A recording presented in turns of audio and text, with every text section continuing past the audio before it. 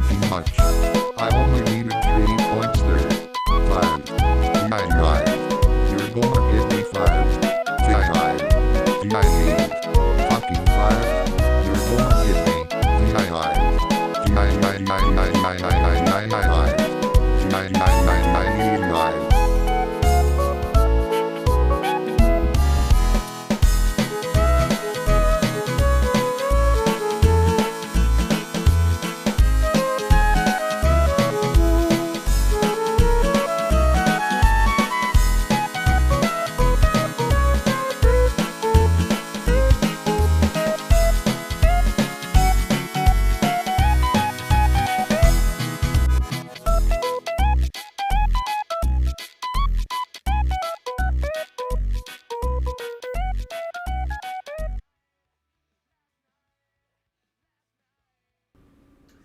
Alrighty then.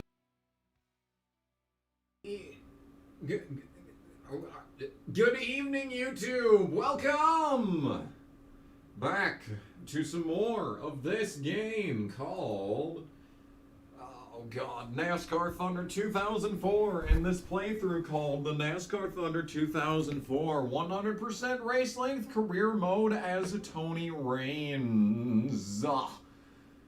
I'm in a very good mood today, so I expect this to change within the next 5 minutes. This is Michigan time. Last time we went to Watkins Glen, I think.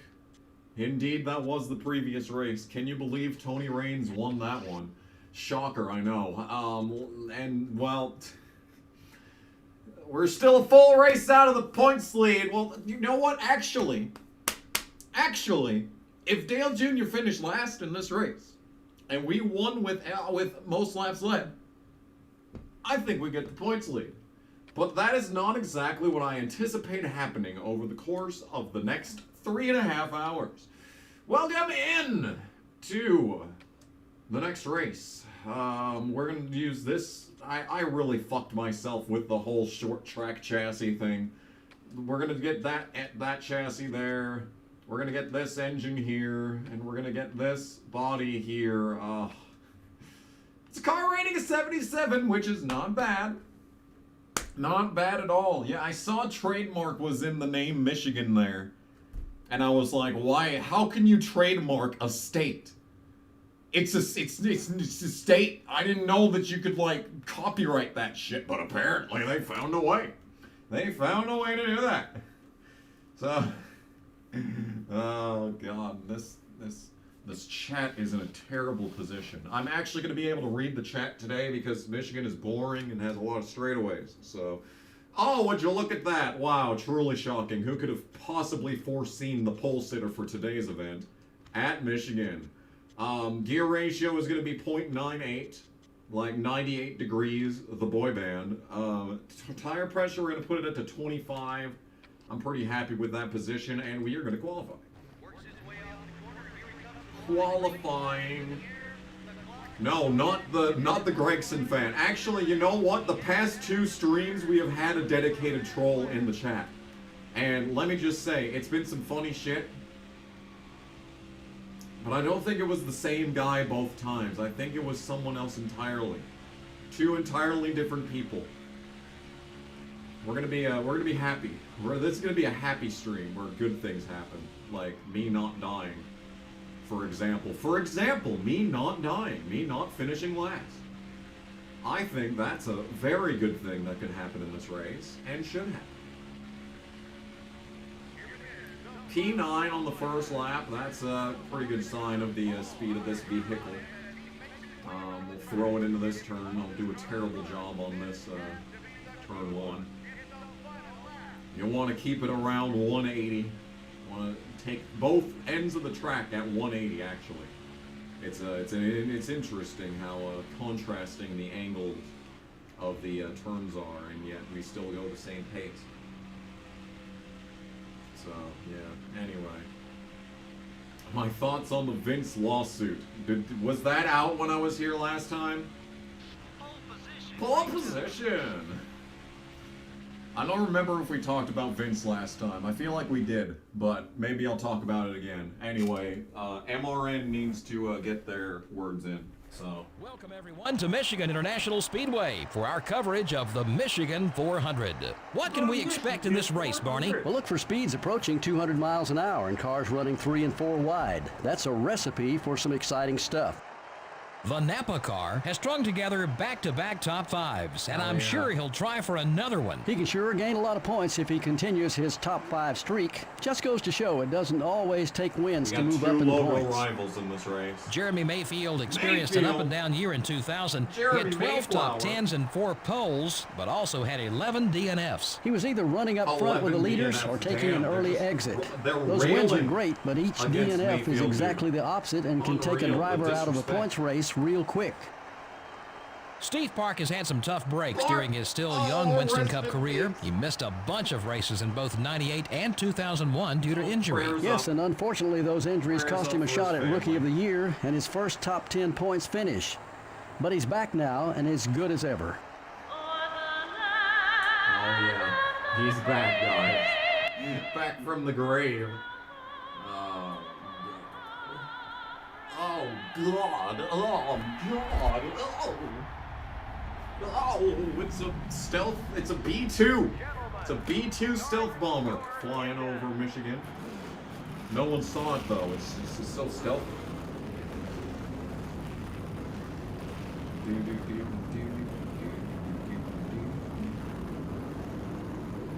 It's race time! And Michigan! Great. This track sucks. It's boring. Nothing happens. It's gray. The skybox is, you know, it's like the Kansas skybox. It's just kind of dreary. Kenny Wallace starting third, though. Legendary. Legendary. Like a holy cow. Holy cow. Legendary. I think I'm onto something here. Legendary. That's gonna be my next album title. It's gonna have a cow on the cover, like Adam Hartmother.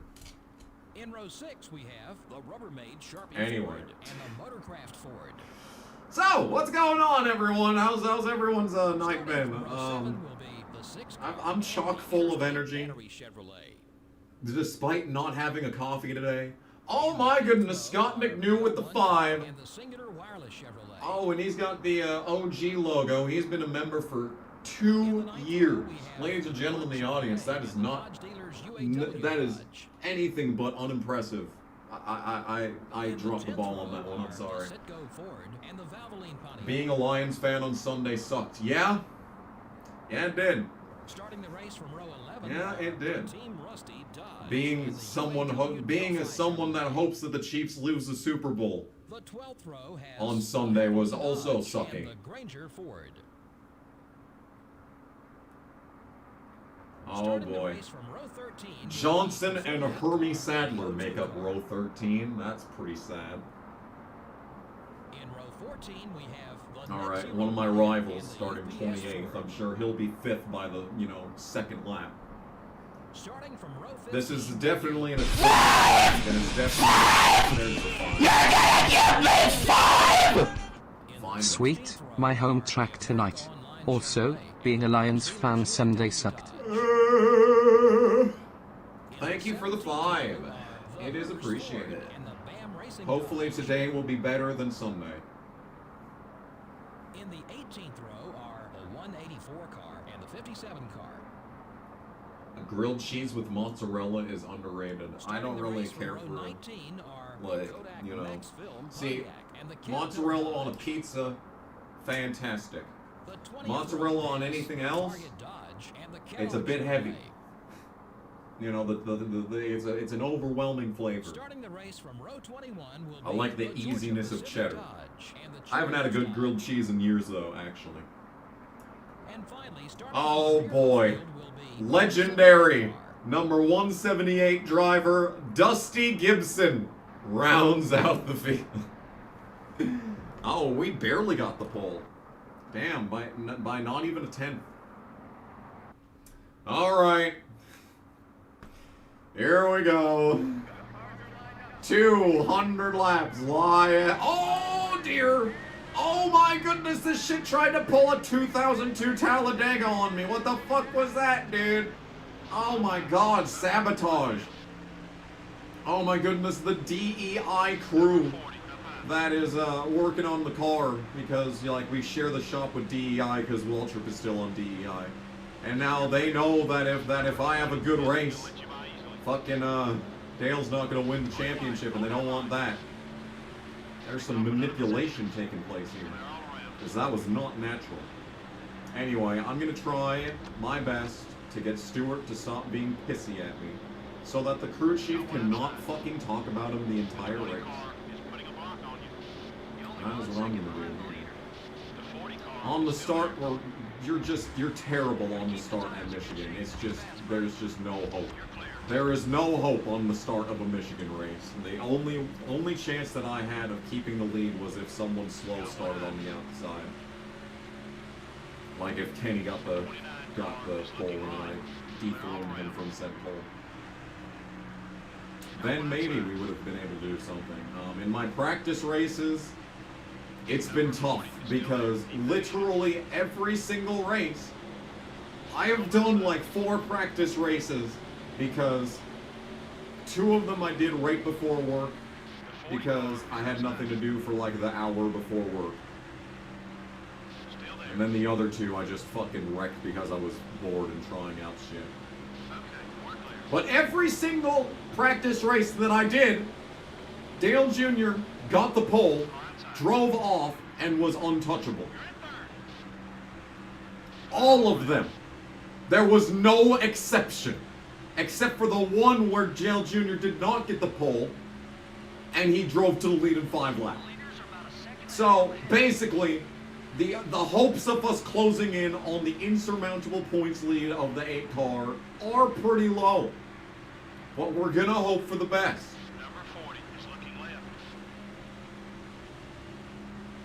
Yeah, I heard that Brock Lesnar is involved in the bullshit. And they apparently have pulled him off TV now, or like references or whatever. And it's like, man, Brock Lesnar's, mid 2010s run was like the greatest thing. It was like if that hadn't happened, I would have stopped watching WWE and I would have left with Punk. Because all I cared about around 2013, 2014 was CM Punk. And then Lesnar shows up and starts fucking eating ass on a weekly basis, and it's like, damn, dude, that's cool. And then he squashed Cena at SummerSlam, I think, and I was like, God fucking A, damn, okay, this is subversive. First time in history we've seen a Cena squash match. Okay, thank y'all so much for watching this video. Subscribe! Subscribe! Unfortunately, everything about wrestling now is kind of, kind of got a bad taste. There's a bit of a bad taste in the air when it comes to WWE. And it's very sad. It is depressing. Thoughts on Lewis going to Ferrari? Oh yeah, no, there's no interesting racing news this week, guys. Yeah, did you see that Lewis Hamilton is going to Ferrari? What is that? What is that? No! No, Lewis, no, that is not right. Retire, for God's sake. You are so past your prime. And you're not gonna, you can't, no. Guys will see anything and be like, I can fix her. Lewis, you can't fix Ferrari.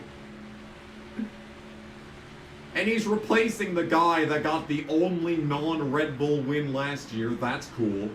Thanks. This is some Boyer replacing Allgaier level shit. Not really, but you know what I'm trying to say. I'm just like, man. I just want Alex Albon in the Mercedes. That's all I care about. Unfortunately, that means Sainz is probably gonna... You know what? Sainz can come to IndyCar. Or Perez can retire from Red Bull, come over to IndyCar, and Sainz can go into the other Red Bull. Like, Sainz can be like, oh, you did, you think that I'm not good enough? You think I'm not good enough? I'll fucking run over to Red Bull. That'll be some clash of some titans there. Carl Weathers. I don't know who that is, but rest in peace, I guess. Unless he was a rapist, in which case, don't rest in peace. But in all likelihood, he was not a rapist, so rest in peace. Imagine if Vettel came back. Why would Vettel come back? He's basically done what he set out to do. I don't see any indication that Vettel would come back. He was gone all of last year. Like, they made like no appearances in anything. He was practically, nothing. Heard there's a clash tomorrow. Actually, no, it is Sunday. If there's not like a biblical monsoon. Yeah, guys, NASCAR's back. They managed to find a way to fucking bring 40 days and 40 nights level of rain to California, of all places. Like, this has been the rainiest... what was it, like, Monday was, like, the single rainiest day in, like, the history of, like, recorded history in some place in California. Like, Sacramento or whatever, there was, like, like, 4 inches or some shit. I can think of some 4 inches that some Californians could get here. Wait. Yeah, no, like, I think, what the funniest thing would be is, like, if the Coliseum flooded and, like, all the way to the top and, like, turn it into, like, a giant bathtub, I think that'd be funny.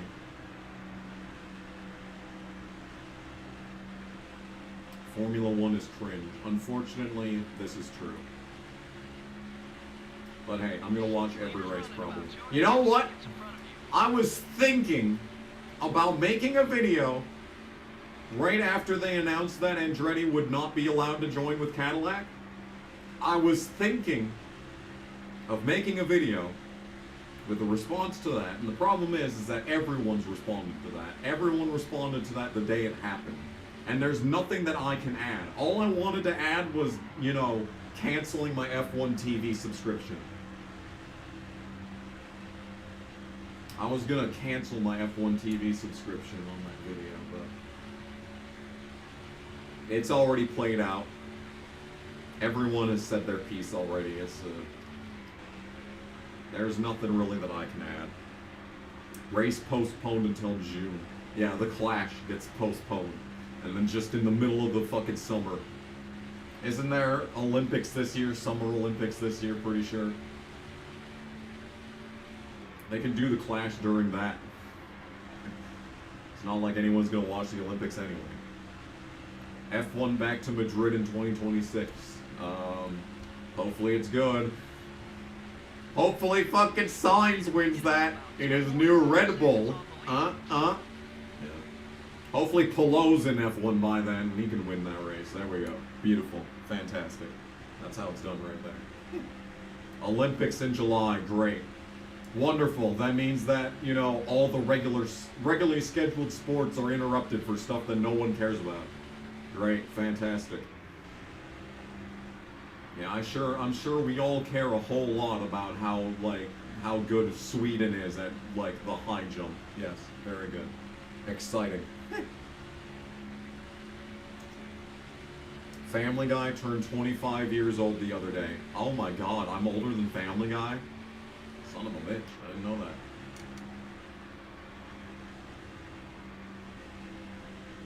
I knew I was older than SpongeBob, but I didn't know I was older than Family Guy. Family Guy's, like, first 2 seasons are, like, prime television. I don't know how to describe it. It transcends. Like, the writing, the timing, and the delivery. Like, unparalleled. There's a 3-second margin between you and the leader. I'm not closing in on the leader, by the way.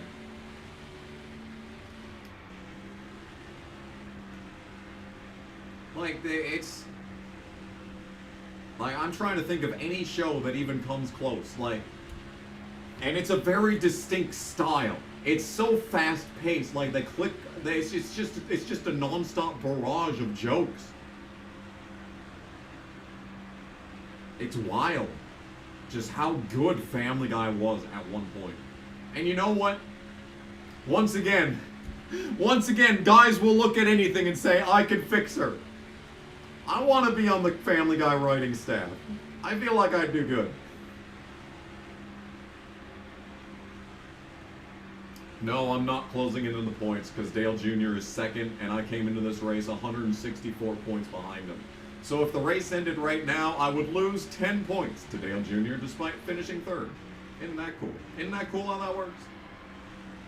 Olympics is like Natalie Decker. No one cares. I was going to say Olympics are like Natalie Decker. They go all over the world. And what they do is none of our business.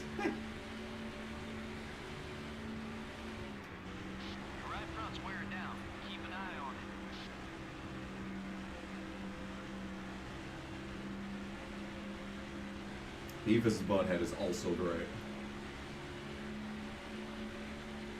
Yeah, well, you see, the thing is that I try my best to not draw attention to the fact that I'm a phallus enjoyer. I don't know, man.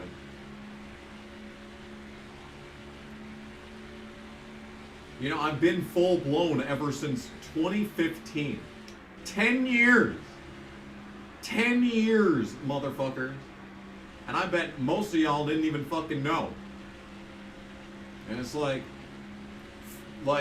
there's been some very, on-the-nose jokes in the past. One of the biggest regrets that I ever had is Ryan Blaney jokes.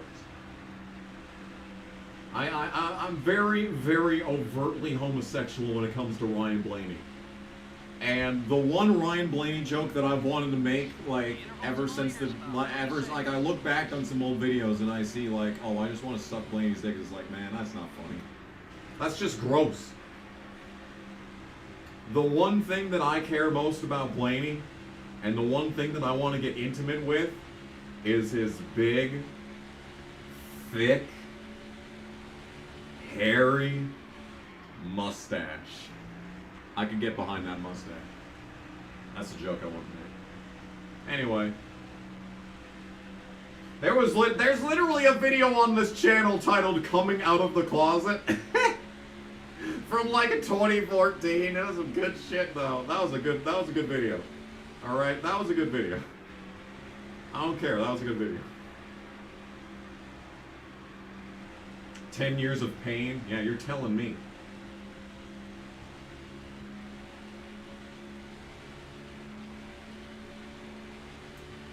Yeah. I like to thank the manic depression that I was in from 2018 to 2020 for making all of this possible. For making Take Me Home the album possible. You know something? I was thinking about this before pressing the live button. I'm like, man, I've written basically all but one of the songs I plan on putting on the next album. They're written. They're ready to start being made. And I'm sitting back here I wasn't even planning on releasing the next album until 2027. And yet if I put my head down and actually started playing, we could have this album out by next year. And there's so much, there's so many different ideas that I have for it. But when you get down to the basics, I want it to be as simple as possible. I want it to be simple and straightforward. Because recording Take Me Home was miserable. I spent 7 months on one song, and then I was like, Jesus, I'm never gonna put this son of a bitch out if I don't just fucking make the rest of this album. Fucking terrible. Can you be in the band? Sure. Do you play? Wait, what do you play? Do you play anything? I would like a real drummer, and I would like a bassist. I would also like some backup vocals, but that's optional.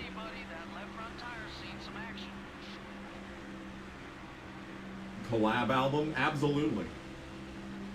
I think it'd be cool. I would really like a female vocalist. I've got a lot of songs that would work great with a female vocalist, but unfortunately, I don't know any women. There was this one chick that I work with that actually played and sung. Very mediocre, but like, you know, we could have collabed, but she was also like psychotically insane. So, you know. But hey, women, am I right? Isn't that all women? Let me tell you, if she's not borderline fucking psychotic, she's not a girl. Brother, you got yourself a man. Brother, you got yourself a husband. If she ain't at least, like, you know, has some lingering mental issues of some kind. Okay? Just saying. Okay, back to fourth. Just saying, I've got enough experience. I've got enough experience. Oh, that's a 5. Thanks for the 5. I don't know if that's popped up or not yet, but thank you regardless for the 5. Clear. Psh, clear. Psh. Oh, jeez. Dusty Gibson up there blocking the 8 car. Yes. We're closing in. We might take second. We might take second. Well, I say as I lose third. Oh, dear. Ooh, get down to the bottom. Oh, my goodness. Oh, it's getting interesting. Man, this is the most interesting race in Michigan and NASCAR Thunder 2004 history. Look at this. Just slinging to the outside.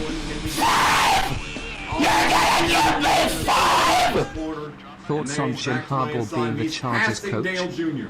Man went from getting passed for third to taking second. What a fucking move from Marlin. Oh my God, Fittipaldi, what are you doing? I look away from the screen for literally a split second just to see if there's any more donations. And what happens? Christian Fittipaldi self-clears in front of me. What the goddamn fuck was that all about? Anyway, what's up, chat? Leaders out front by 3.5 seconds. What were we talking about? I got lost in the moment.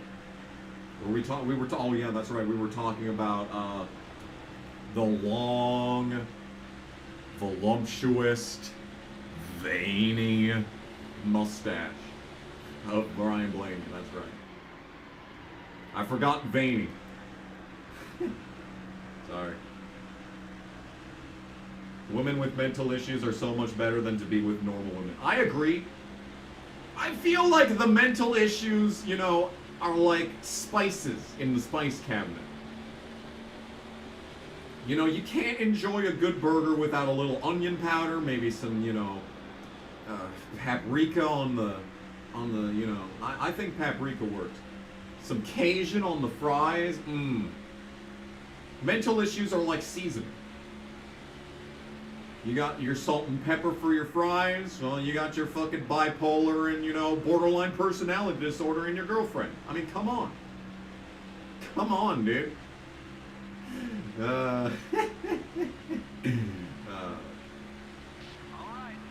There's a fight going on. And there's a fight. There's a fight in the chat. I don't know what's going on in there.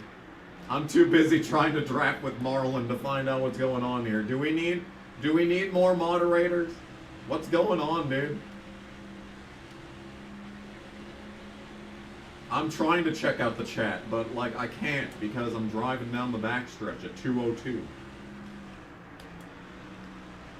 I'm spitting facts over here.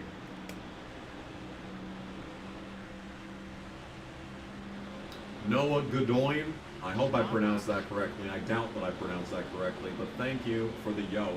I say yo back. What's up, chat? Apparently some bad shit's going down in the chat. I can't tell what's going on because it's very disjointed. The Sterling Marlin now. Ooh, here we go. Ooh, look into the corner. Ooh, this is a bad idea. Oh, this is a mistake. I regret everything. Oh my God, Harvick, that's not my fault. Hey, and it wasn't even any rival points. I got it right! Holy fucking shit, I got it right! Hell yeah, dude! That's a win! Good doing. God damn, dude, I got it.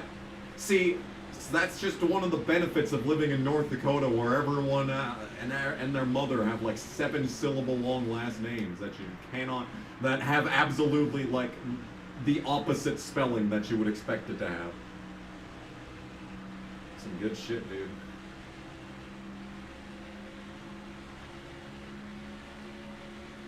Yes, I've talked about the Hamilton news. It was a very long conversation. That was like right at the start, like lap 10, I'd say, is right around where that happened. Oh, the car no longer wants to drive. Alright. Well, we're ahead of Dale Jr., that's what matters. We may not win this race, but finishing ahead of Dale Jr. is what is important, so. Oh my god, and I'm not going to be I won't finish this race if I take a corner entry like that.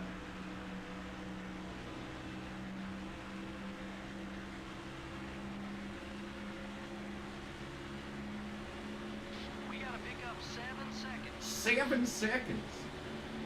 Yeah, I was a solid 3.5 seconds back the entire race, and then boom, all of a sudden we're 7. Oh, Lord. 184. Wait, who the hell is that? I don't even recognize that car. Who's the 184? I know a lot of the fantasy drivers in this game, but I don't remember the 184. I feel like I've never seen that font. Hold your line. You're still there. Okay, well, I gained a little bit of time there, so that's good. You're clear.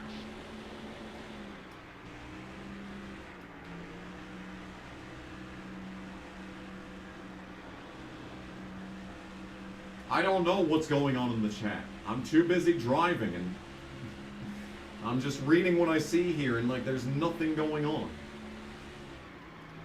It's all bullshit. Everything's bullshit.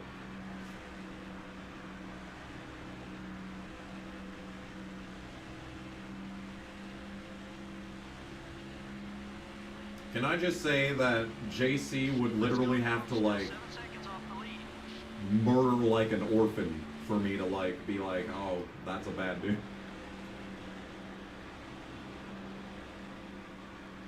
Because, like, out of all the people that I interact with, like, at all, he is without a doubt in the top 5 of, like, best people that I've ever hung out with. Go easy on those Eagles, driver. So, I don't know what you're trying to prove.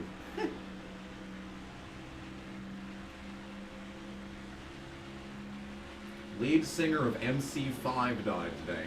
Is that Carl Weathers? I don't know. I'm sorry, I don't know who that is. I do know MC5 though.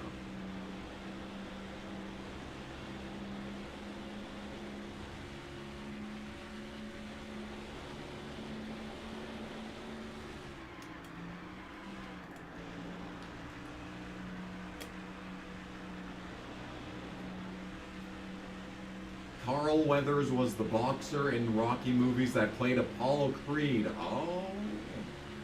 Just 6 seconds separates you and the leader. Really? Okay. Alright. And then he unceremoniously gets, like, killed in, like, Rocky 4, isn't it? It just, like, comes out of nowhere.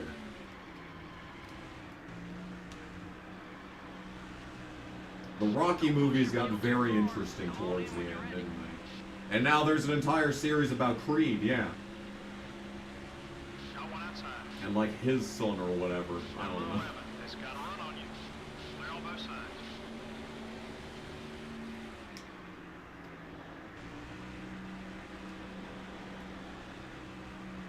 Atlanta might get their 3rd NHL team. Why?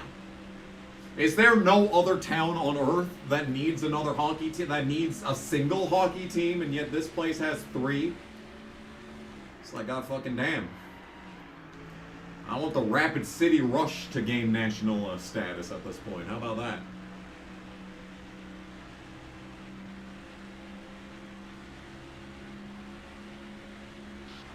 You're down really bad. Yeah, I feel that.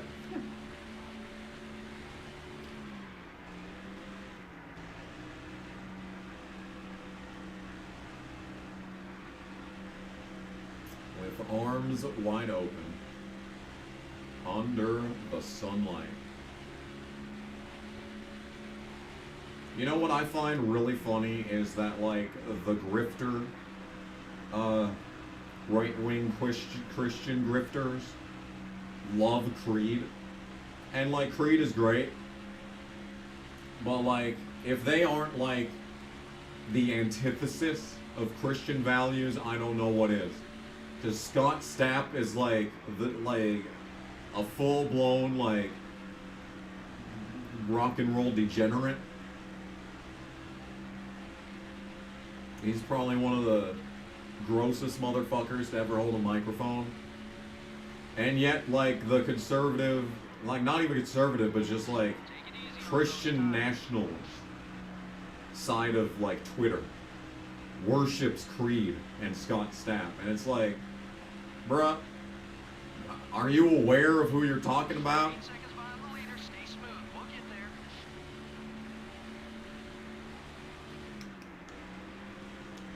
Like, Creed is fantastic, but it's off the back of the instrumentals. The instrumentals and the production is what makes it great.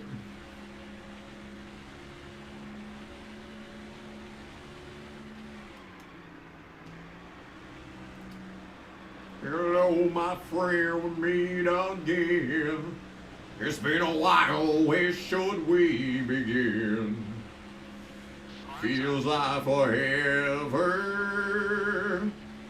Within my heart memory, a perfect love that you gave to me. Oh, I remember when you are with me. I'm free. Anyway, I'm gonna stop. We have 39 viewers. I would like to keep it that way.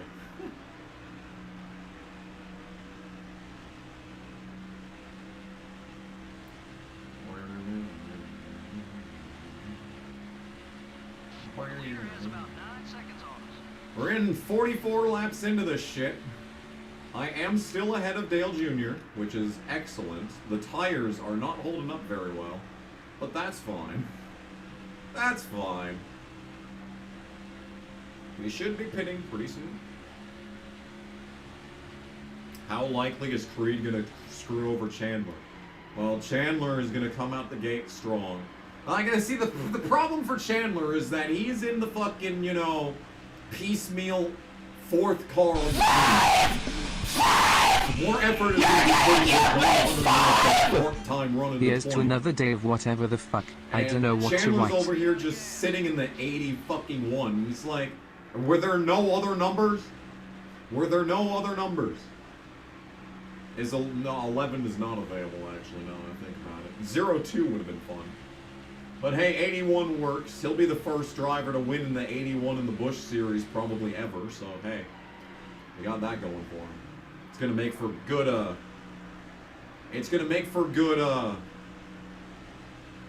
diecast. Oh, that's a 5 from Racing Collie. Thank you for the 5. I can't read it because it was Streamlabs, but I will read it once, or maybe even when we go down pit road in a couple minutes. Maybe that would be a good time. Thank you for the 5.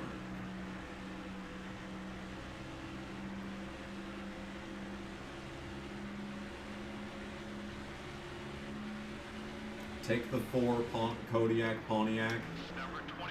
Kodak Pontiac. Wouldn't that have been some shit though? Kodiak sponsoring a Pontiac? It's 2 different brands. Kodiak Snuff, right? Anyway. I don't really want to do that because David Green's in the 4 and he's been kicking ass in it, like getting like top 20s and shit. I would much rather get the Payday 21 back But I definitely am going to look at the package sponsor whenever we run out of the sponsorship here.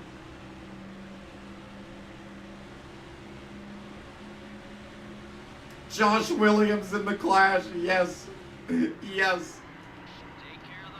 Man, oh man, man, oh man. If that ain't the most legendary thing you've ever read, I hope he wins. I hope he fucking wins. That's the only reason I'm watching, is to see Josh Williams. You know what? He has a shot at winning a heat. I don't think he can win the actual race, but like if he gets a good draw in a heat, and he gets some good competition to go up against, man, he could maybe win a heat. That'd be the funniest shit. God, I hope he does good in his Cup starts. Like, we're really living in the Josh Williams Cup driver era. No one could have ever imagined. I watched I was on a classic ARCA binge a couple of days ago, and I watched Austin Terrio's first ARCA win. And I watched the 2016 Talladega ARCA race, and how Josh Williams got screwed out of that win. It was a dark moment for sure. I really hope we can make it another lap on fuel, because I do not want to pit extra in this race. You found a scholarship where you can write about Minecraft. Wow.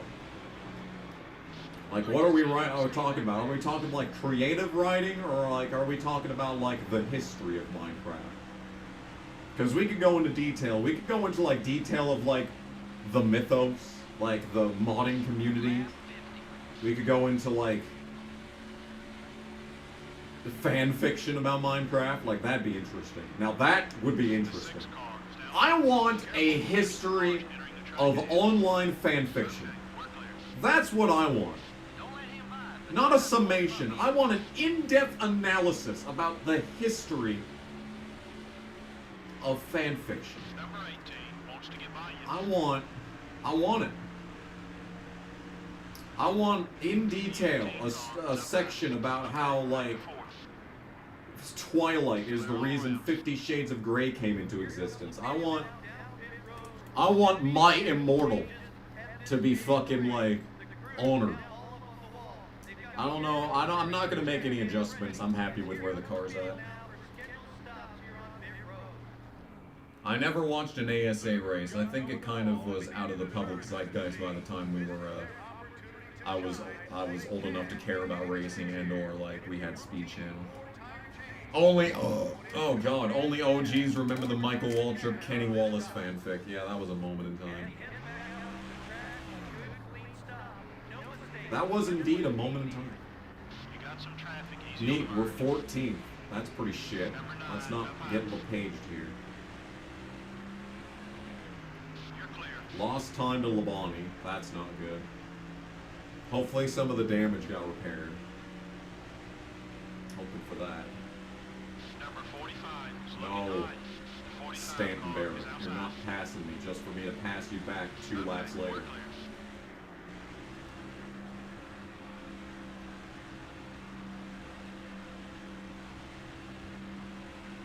Kamikaze, I'm very wise. Do you agree? Well, your name is a wise Kevin Harvick, so I guess I really can't argue. I guess I am in no position to argue against this. Okay, Bobby Labonte is not for position, as it turns out. That's concerning.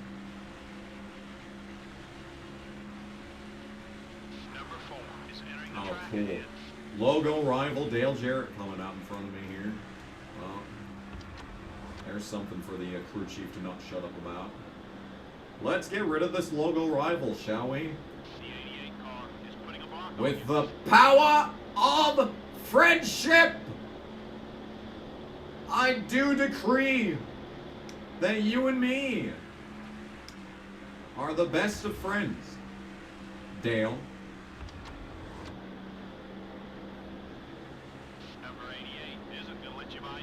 Shut up.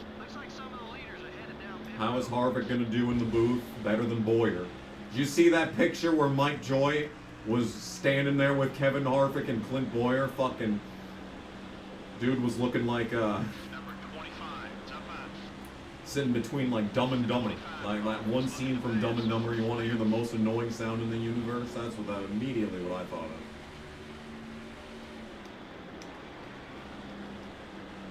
Yeah, that's going to be insufferable.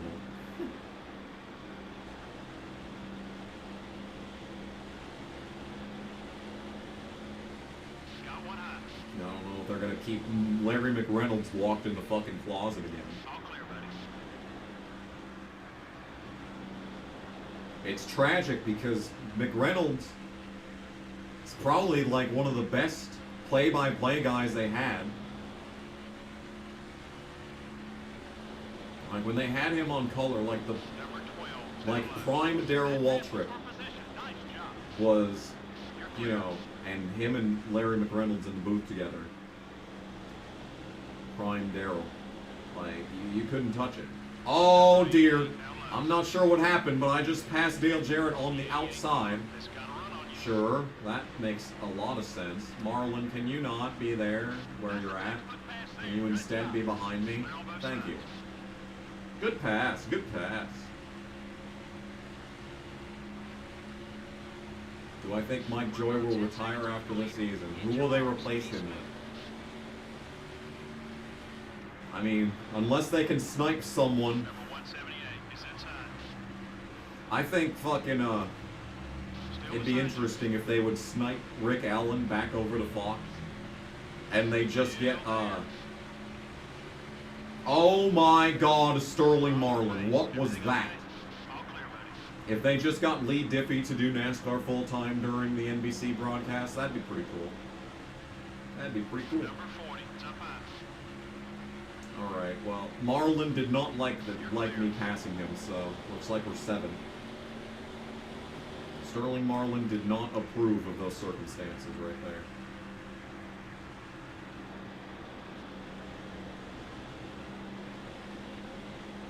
Anyway, we're 7th.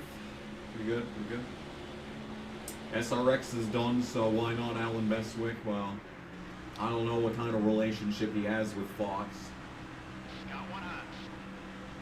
I don't see why not. Like, he'd be the best option, of course. He would be the hottest free agent on the play-by-play market, to be fair. You know what the most surreal thing, the most surreal experience was when we went to fucking the Indy Road Course, and the at the track commentary, there was an at the track commentary. The crew was Alan Bestwick and Vince Welch. Those were the, there might have been a third person, but I don't remember it. I'm pretty sure it was just them two keeping everything together. But the local track commentary was Alan Bestwick and Vince Welch. And I was just sitting back like, I'm sitting here in the middle of Indiana listening to Alan Bestwick do play-by-play for a NASCAR Cup Series race in the year 2023. And I'm just sitting there like, is this real? Am I actually experiencing this right now? Wild. Fucking wild. Bestwick does all the IMS stuff now. Well, I'll be looking forward to that in May. I'll be looking forward to that this May. Which is good. He's fucking great. He didn't have any of the rust that he had at SRX. You remember when he, like, the first couple of SRX races, he wasn't really doing that good of a job? Man, there was no rust to be heard of when we were at IMS. That was some good shit. Yeah, opposite ends of the commentating spectrum. And I've always liked Vince Welch. I think he brought enthusiasm. He may not have been the best at his job, but he was enthusiastic. And when he got excited in the booth, and he's just, you know, yelling, man. I mean, it might just be like, you know, the Vince Welch era is when I actually, like, was watching the Truck Series on a weekly basis. So, like, it feels like home. Oh my God, Gordon. Not my fault, by the way. His commentary, his play-by-play just felt like home, you know? Chris Myers was good in the, what's it called? The Hollywood Hotel. The role that he had. That was a good role for Chris Myers. He didn't really have a racing voice. He had a other sports voice.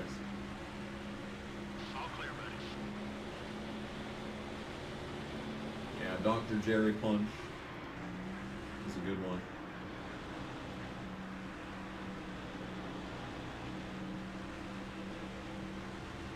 See, the thing is that everyone, like, recalls, like, the legendary booths of the mid-2000s. You know, like Bob Jenkins and Benny Parsons under the same roof. Ned Jarrett hanging out, just be like, hey, what's up? Want to fucking commentate a race with us? Oh, yeah, sure. Yeah, bring him in the booth. But I don't remember the commentary from that era. The only thing that I remember from the mid-2000s is being sad that Mark Martin never won. Being sad that every time I turned on the TV, it was just another day of Mark Martin not fucking winning a race. Sad days, man, sad days. I've never really understood people saying that Rick Allen was great in the trucks booth, because I've been able to watch a couple of truck races with Rick Allen back here in recent years, and it's nothing special. He's he doesn't say stupid shit like aggressive goes around or whatever. I think the director, I think the broadcast director had a lot to do with that, because Rick Allen was passable when he was calling the truck series, and then he gets called up by NBC, and his first couple of seasons he sounds like a fish out of water. He's making mistakes. He has no idea what he's talking about half the time. I would attribute that to the direction. If you don't have a voice in your ear relaying you, like, actually important information, like, of course you're gonna crash and burn. Like, especially if you're doing remote broadcasts, and the only thing that you have in front of you is what the, you know, the TV sees. It's like, of course you're not going to see someone spinning in the back. Of course you're not going to, like, you're going to have, like, you have to be paying attention to the interval on the left side of the screen at all times to know that anything's happening.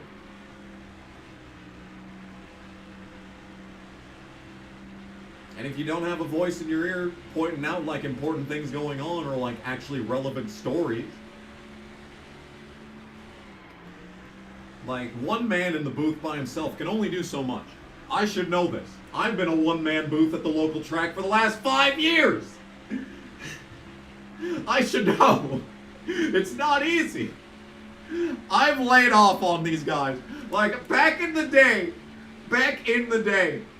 I went hard on, like, everyone. Not just the Furniture Row Racing pit crew. I went hard on everyone. If someone said something stupid in the booth, I'd be like, damn, that was dumb. Remember when Eric Almirola's numb went leg? That was a great moment. But now, after doing play-by-play commentary myself for the last 5 years, it's like, fuck, it ain't easy, actually. Wait a minute, this isn't easy. Hey, Matthew DeLeva with the $4.99, thank you. Another person whose name I pronounced correctly the first time. Thank you for the $4.99, it is appreciated.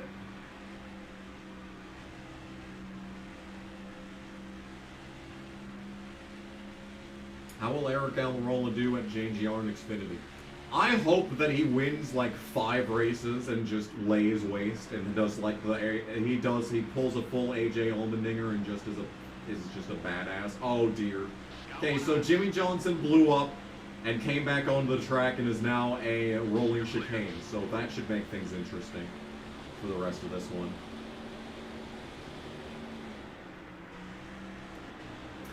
I wanted to move to North Carolina back when I was 18, but that is like the last place that I want to be. Then again, where I am right now is also the last place I want to be, so, you know. Number 19 is still there.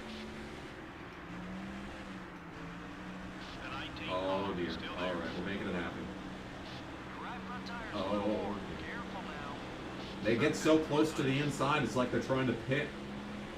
But they ain't. They're just racing. They're just racing. Oh boy, this is a bad time in general. Oh, I'm making a huge mistake here. Oh yeah, I shouldn't have done that. It's fine, everything's fine. I knew from the moment that it came out of turn 4 that was a bad idea, and yet, I still went with it. I still tried. You gotta give it to me. At least I commit to the bit.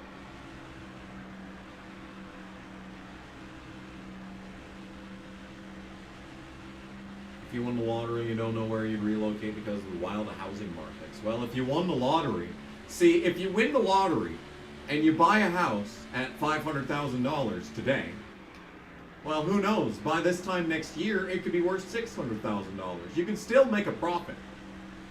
You gotta know where to look. You gotta know what you're getting yourself into. It's like everything that I've ever done, ever since like adulthood, has always been about the bottom line. I didn't buy a house because I wanted a place to live, right? I bought this house because I wanted to renovate the basement, make some tertiary updates to this part, and maybe a couple of years down the line and sell it for a profit. I didn't enter into a 30-year loan with the objective of still being here in 30 years. That's not how it works. Not only was this an excellent opportunity to get away from fucking apartment living, and it was also an opportunity to invest. It's an investment. It's absolutely an investment. And the funniest part is that I got such a good deal on this place that I'm now paying less per month in a mortgage than basically everyone else in town is for rent. Studio fucking apartments are going for like $750 now. I'm paying $800 a month for this place.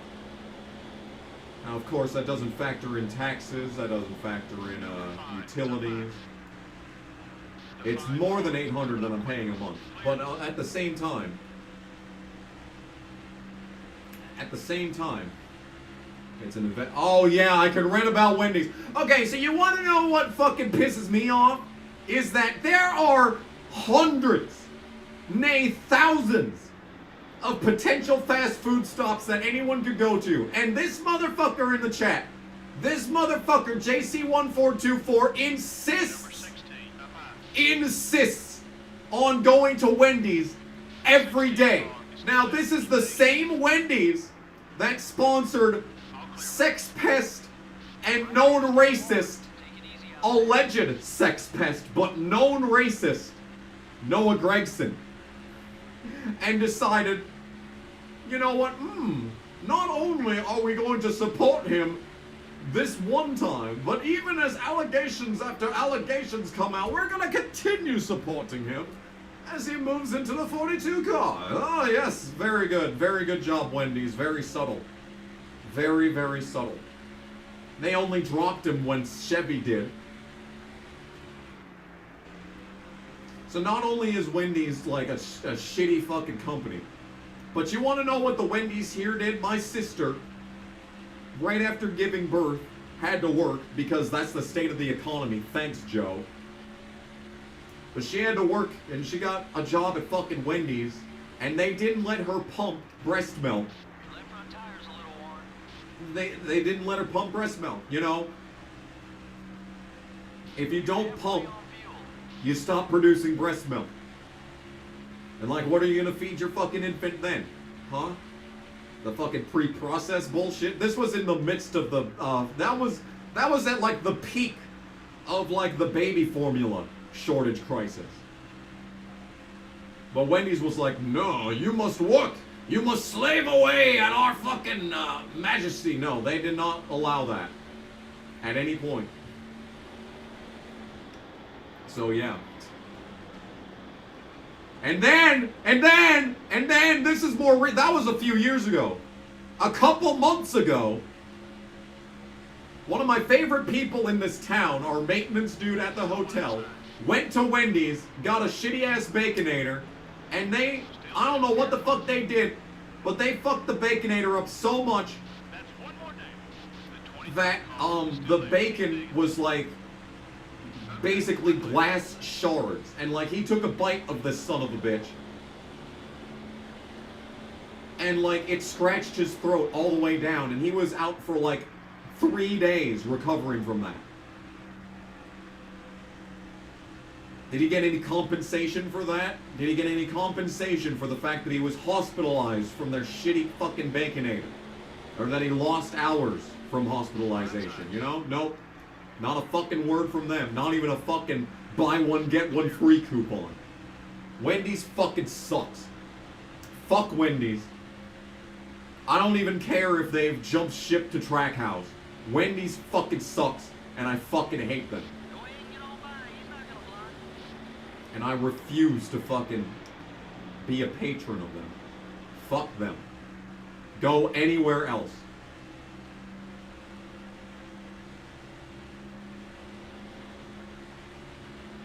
I'd also rather go to Burger King. At least their ice cream is good. There is no positives about fucking Wendy's. There is a place that does everything better.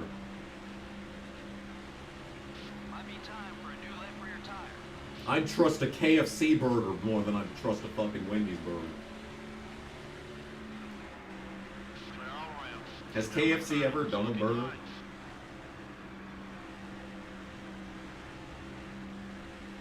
Wasn't Burger King racist? Okay, let's be honest. All of the big name brands are racist. Overtly and openly, they are all racist. The solution is to just become a hermit and don't go anywhere. Don't buy anything. Don't consume anything. That's why I'm selective when it comes to my support and boycotts. For example, I go to Starbucks a lot. I go to Starbucks because it pisses the left off. And I would drink Bud Light if I drank alcohol, but like, beer is bullshit. Beer sucks. Is there anything, what does the right not like? What is the right actively boycotting right now? Does anyone know? Yeah, pretty much all fast food is bad. Like, if you have the fucking choice, don't. Don't. Buy some farm fresh meat. Buy some farm fresh eggs. Make yourself a fucking, one of those, egg burgers. Like where you fry the egg and shit. The place that I worked at called it a drop in the bucket. They're boycotting Taylor Swift. Well, I've been doing that since 2009, so. Come out with that shit. Get Chinese food, there we go. The best solution is to make food at home.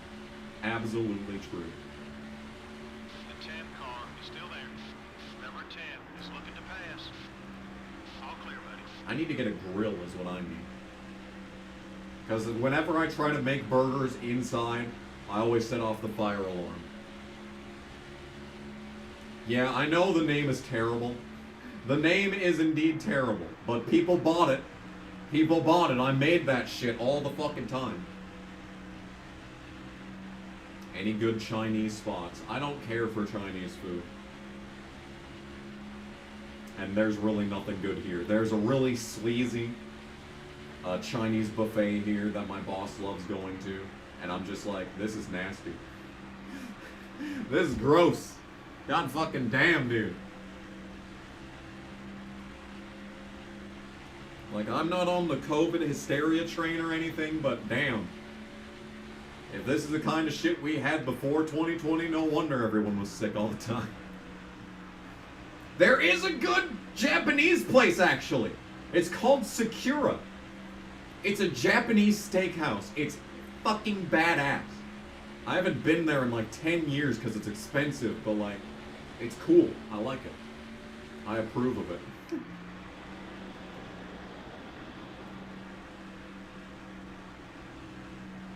178 car is outside. 178 car. Hold your line. You're still there. Number 178 is going hard. I do enjoy Dairy Queen. I haven't had a good blizzard in a while. Maybe I should get that. I'm going to McDonald's tomorrow morning for breakfast. I don't know what I'm going to do Sunday. I now work 7 a.m. to 11 p.m. this Sunday, so...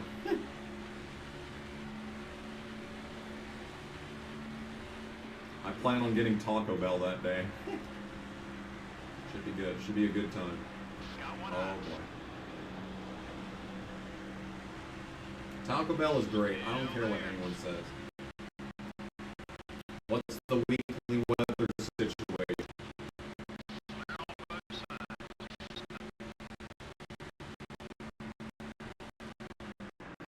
59.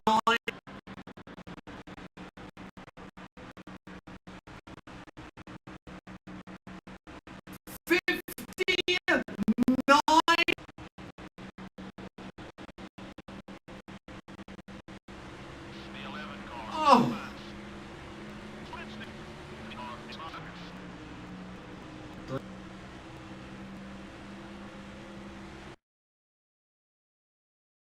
Oh, that just looks like it was a what is going on the stream? Holy shit. Fucking 59 degrees in February is breaking the entire internet, dude. God damn. Well, that was interesting. Anyway, hope that doesn't happen again. Yeah, it was 59 degrees yesterday. On February 1st. Are you insane? Yeah, it was so gorgeous out. And today, it rained. Rained. Not snow, not sleet, not ice. It rained. In February, I was like, I could have cried, man. It felt like September. It felt like September. That's the 59 donate. I'm gonna have to watch that back and see just how that sounds like, cause that looked insane. That looked insane. I'm also trying to watch my sodium intake. Unfortunately, all I eat is fucking fast food. You know, Taco John's is doing a deal where if you visit them 3 times this month, you'll get $5 off the 4th visit. And I'm like, damn, that's just me every month. Shit. Yeah, rain is better than snow. Rain is the best thing. Rain, like when God was up there, you know, playing with Play-Doh, trying to formulate Earth. When he came up with rain, like he was cooking. God was cooking when he came up with rain. It's some good shit, man. Yeah, $5 whole off. I know, right? Fuck off, JC. Go somewhere else. I don't care how poor you are. Wasn't so friendly, he'd be blocking. Well, that's my best friend Casey Mears you're talking about. He'd never block me.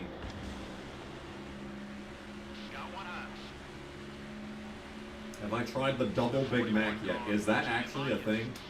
No, I have not tried that. That sounds horrible. I kind of want it. It's got like 5 middle buns. It's just, the entire thing is just middle buns. Yes, I am in a homeowners association. There was supposed to be a meeting last month. And then that didn't happen. Go to Taco John's, Scott. Get a 6-pack. Be sure to ask for no lettuce.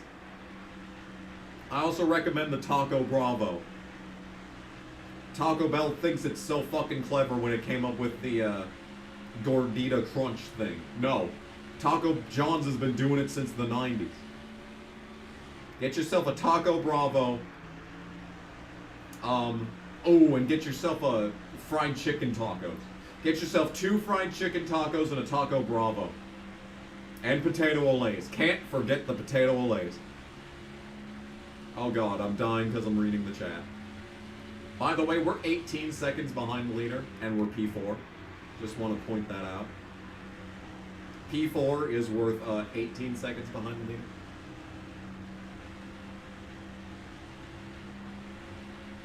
The Kmart 400. My goodness. How far we've fallen. We used to be a proper country.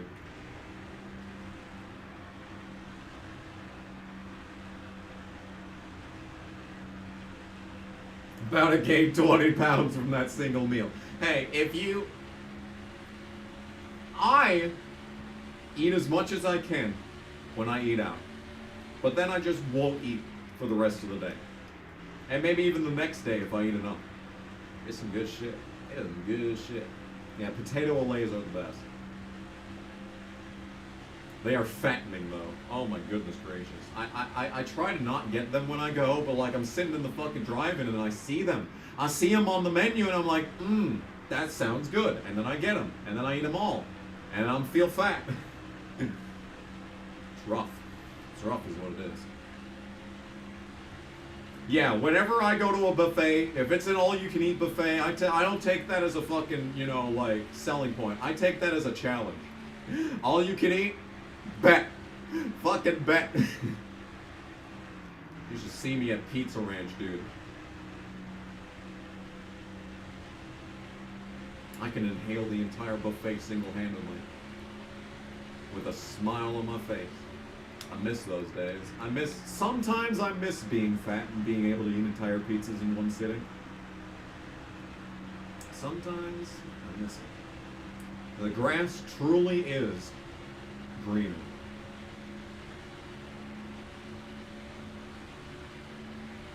Oh God, oh God, oh God, oh God, oh God, oh God.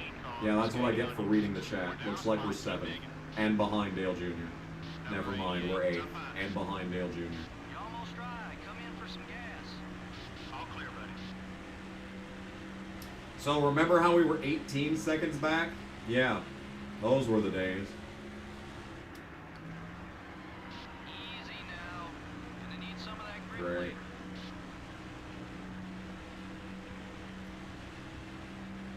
This is a grand time, I'm telling you, man. Having a lot of fun. 23 seconds! How to lose 5 seconds in one corner. Fucking horrible. I hate this game.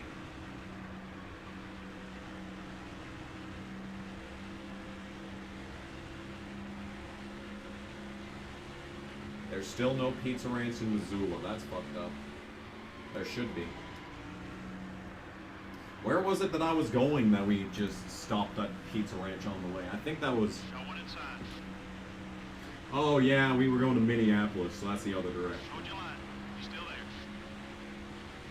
The 24 car. I'm thinking, did we drive cross country across Montana? No, in fact, we did not do that. Still there. And stop at Pizza Ranch. No, I in fact have not driven cross country across Montana. The furthest west into Montana that I've ever gotten. I don't even know. I think we were just like completely lost on the back roads. I don't even know what the fuck we were doing. But we were completely lost on the back roads and we were like 30 miles east of Miles City, I want to say. KG should try to be happy for an entire stream. Well, that's literally impossible. Hold your line. You're still there. Especially when this is the game that we're playing. Still there. Way to get around him, buddy. Do spin gate when Dale Jr. pits. I mean, it's an idea. This game is a bitch and completely unfair. So, like, you know, I'd feel no remorse. But at the same time, like, we're closing back in on these guys. It's just we have one fucking bad corner and then there goes everything. Oh shit, Dale Jr. is pitting first. And I'm not planning on pitting for another couple of laps. Hey, hey, hey. Bubsy 3D is great. I don't care what anyone says. Okay, I'm gonna have to make like a full-throated defense of Bubsy 3D video sometime. Because when I was little, there was this dude that was hitting on my mom. And he gave me 7 PS1 games. One of those games was Bubsy 3D. And like, I played the shit out of it. Like, I got good at the game. It's such a weird fucking thing. It's a weird thing. But I got good at it. It's been so long though. It's like... We made it to lap 100. Number It's hard to explain. Like, you have to look past everything. You literally have to enjoy playing games for playing games' sake. Like, it's not easy enjoying Bubsy 3D. And the story is so stupid. It's just like, okay, I need to get down to pit lane. Okay, we're coming down, like Darman the Bomb. Joe Nemechek's driving around me because hitting in this game is bullshit.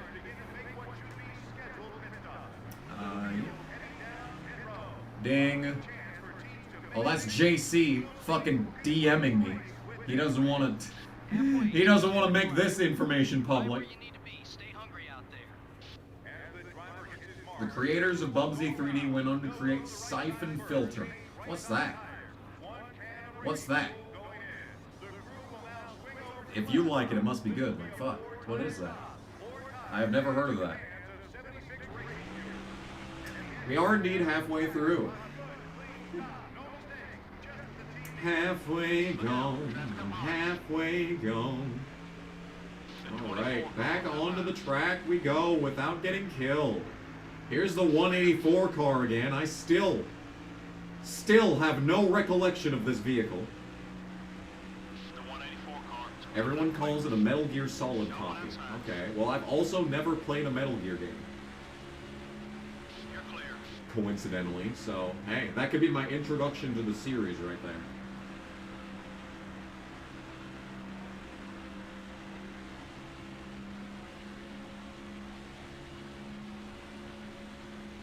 Can you take over the 0 for Jack Sprague?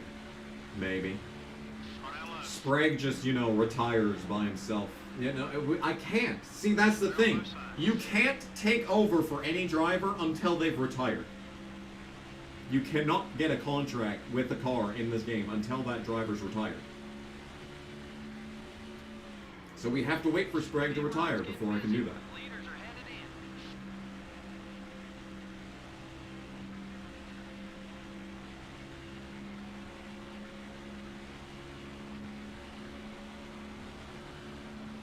Very good game. Okay, well, I'll definitely think about that. If it's like, I don't know. I will definitely think about it. Because it sounds interesting. And if it's made by the same people that made Bubsy 3D, I definitely want to see what their evolution looks like. It's a form of evolution. The main event of WrestleMania should be me versus a Priceline employee. Yeah, that'd be a good one. It'd be it better be no holds barred because God fucking A damn.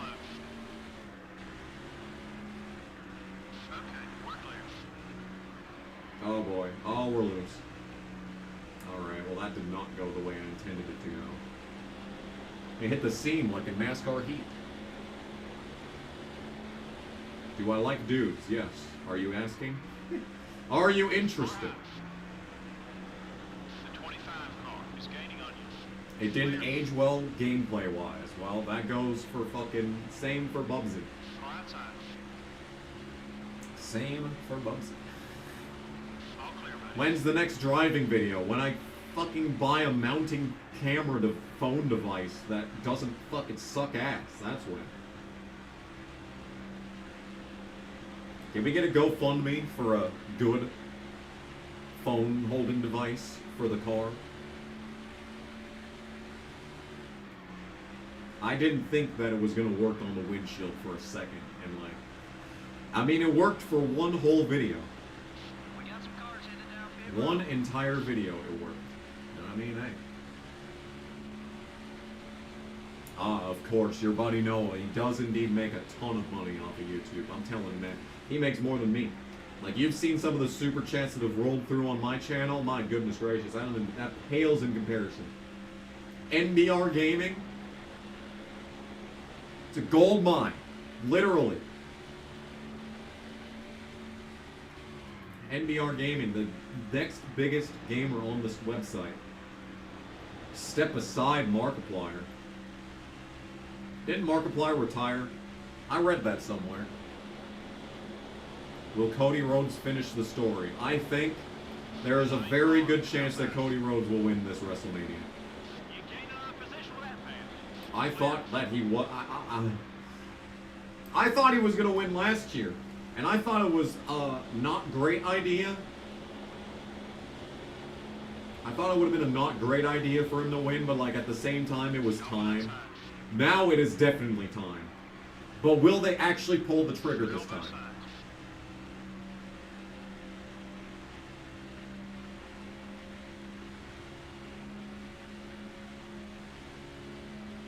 But that would require me joining a Discord VC, which, you know, historically, Discord VCs have not been my brightest shining moments in the history of this channel.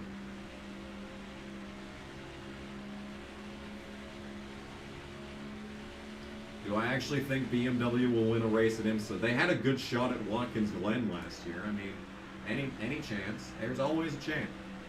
There is always a chance.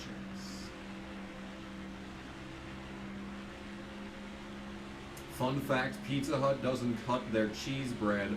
You got it multiple times and it wasn't cut. They do, they cut it here. I've gotten it more than once here and they've cut it here. That's some good cheese bread, by the way.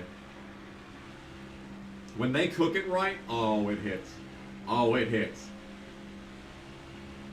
It's sometimes it's better than Little Caesar's cheese bread. And that's saying something. But that's only if they cook it right. Like if they cook it too much and it gets hard, then it's shitty. But when it's like soft,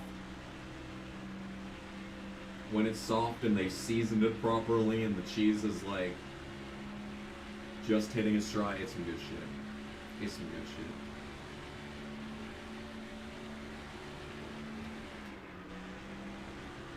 Oh god, oh my god, Jimmy fucking Johnson. Learn to fucking accelerate, dude. Give me a break. What would be my F1 prediction? I was gonna predict that Max wins every single race. He wins out the entire season was my prediction for F1. That was the one I was gonna do. Even that's unrealistic. I would say Sainz is the only Ferrari winner again. That'd be funny. They're probably gonna absolutely tank him this season, though, so that sucks. He was almost an equal this season. 2023, I mean, last year. It's now officially 2024, I can say last year now. He was pretty much an equal last year. But this year, they're probably going to absolutely tank him, which is unfortunate, to say the least. We're near.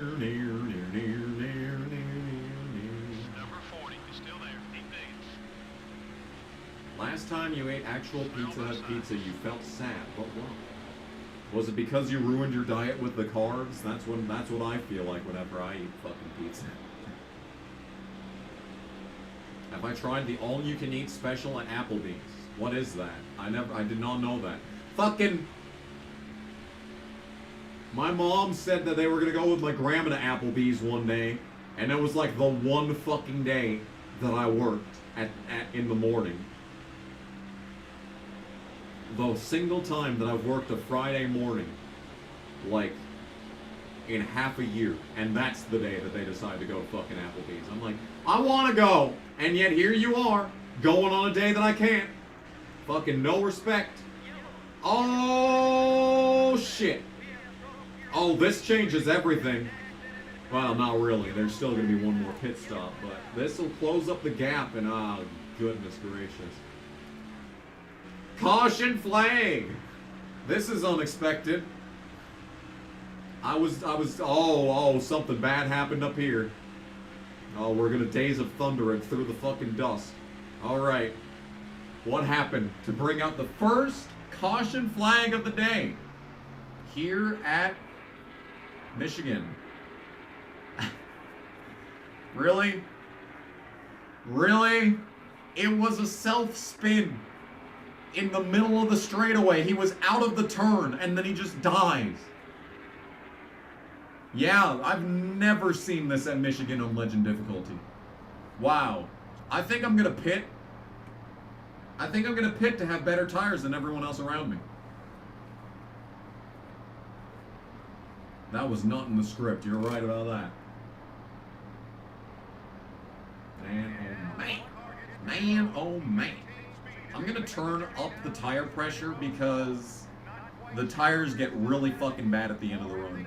So I kind of want to keep that. And then I'll probably change it back to 25 for the final stint.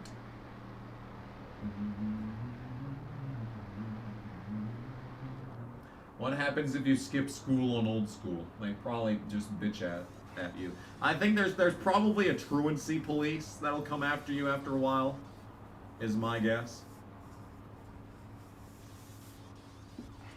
That was indeed Brett Bodine. He did do a Clint Boyer spin gate. Brett Bodine's spin gate. What if you get far behind? I don't think I will, because we came out 14th. There are 14 cars on the lead lap. And now that I have like slightly fresher tires than everyone else, I probably can drive it into the lead. Alright, here we go. To the inside. The most fair restart in NASCAR Thunder 2004.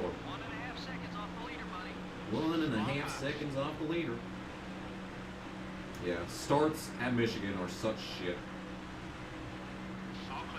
I'm getting passed by guys laps down. It's embarrassing. It's embarrassing to be around them. We'll be fine. Once we're up to speed, everything will be fine. And we're already making passes. Fucking name. Alright. Time to drop it through the field. Here we go. Here we go. If Harrison Burton wins the 500, will that be the funniest moment in racing history? Yeah. Well, no, the funniest moment in NASCAR history would have been fucking Corbin winning a race. I could have died that exact moment, and it would have been fine. Checkup? No, there was some sparks, but no checkup. There must have been some contact up here, but there was no checkup. That is interesting. I'm kind of underdriving the car right now, but we're still making passes, so it's okay.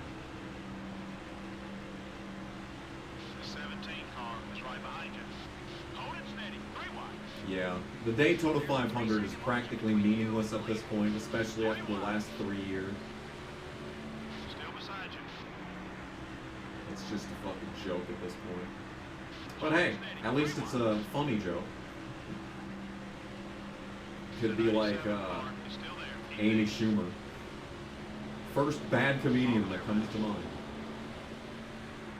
I was gonna say Gabriel Iglesias, but probably would offend someone if I said that. No one is offended by me calling Amy Schumer talentless, no one. The Clash is going to be rained out. No, they're going to run This game is a master of they can pissing me off absolutely so run fucking much. wet.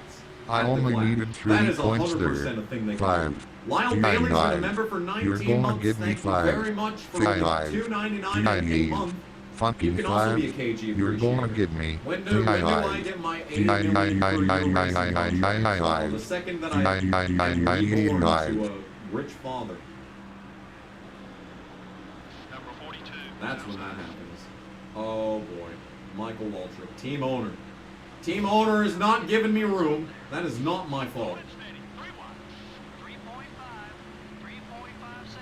3.5. 3.5 seconds. Thanks for the update, please.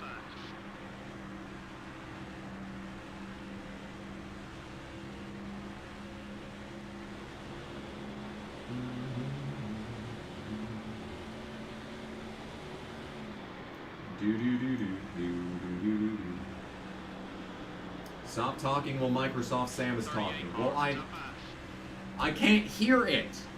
I can only hear myself and the game. Just say I'm Rick Hendrick's grandson. There it is.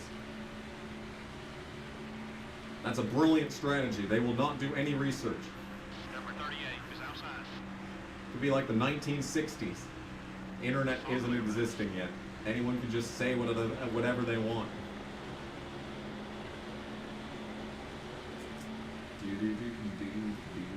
38 car, up high. Okay. Justin Haley winning at Daytona was stupid. Yeah. but it was also funny. Oh my God, that is my first phone call from work of the stream, ladies and gentlemen. It has happened. Hello.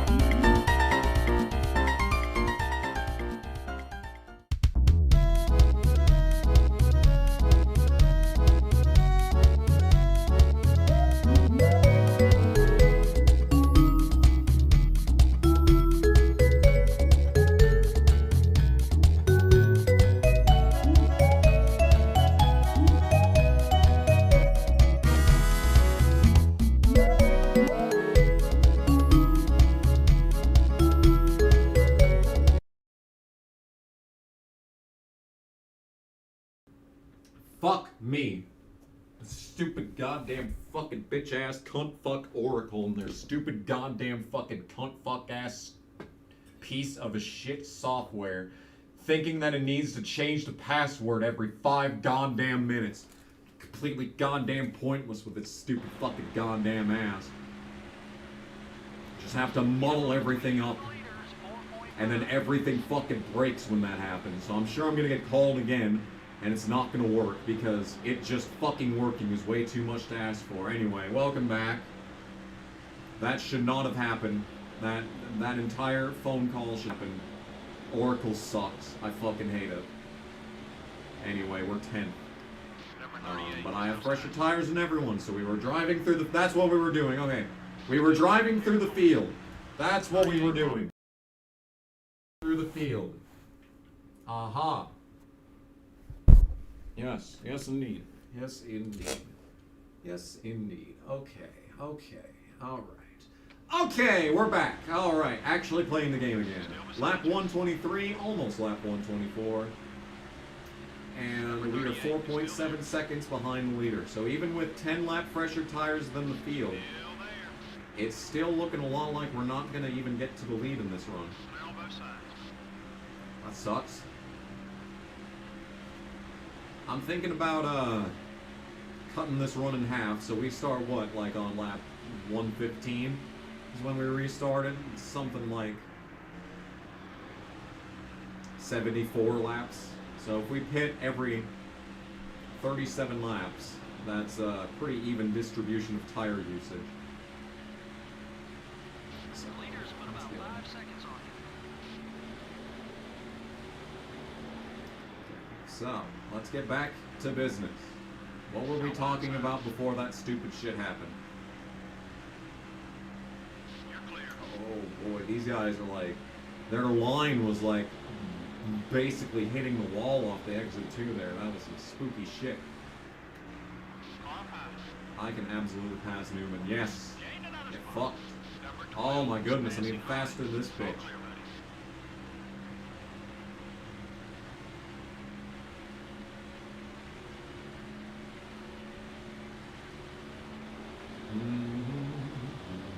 Oh dear. It's fine, everything's fine. We're making it happen. Oh, it's Jimmy. Jimmy's back again. Rearing his ugly ass head.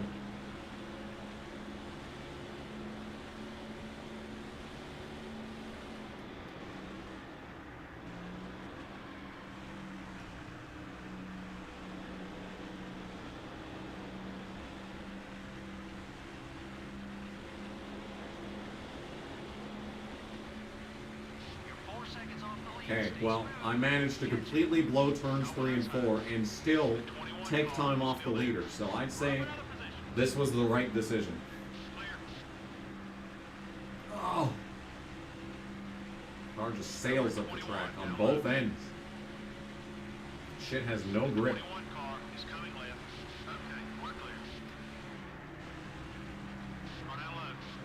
Look at it, it just sails to the outside.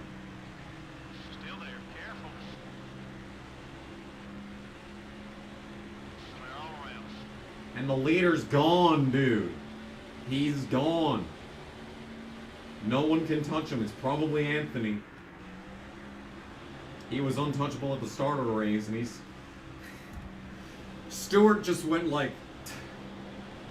the first half of the season just being slower than shit. And the summer of Stewart is now in full swing. Oh boy.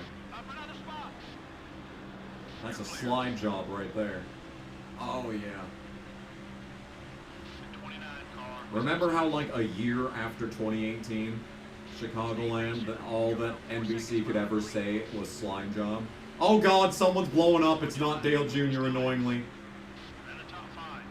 Who is that? Oh, that's the wrong Dale game. Fuck. Really, dude? The wrong Dale blew up. Why is shitting so satisfying, KG? Well, probably it has to do with something on the evolutionary level. There's probably something on the evolutionary level that's on that. Or maybe everyone just secretly likes taking it up the ass. I don't fucking know, dude. Who am I to judge? Get fucked, Earnhardt. I'm passing your bitch ass. Hold your line. You're still there. It's gonna happen. All clear, buddy. P8 car. Top 5. Someone's fucking idling outside and it's pissing me off. Okay, hang on. I'm getting a text.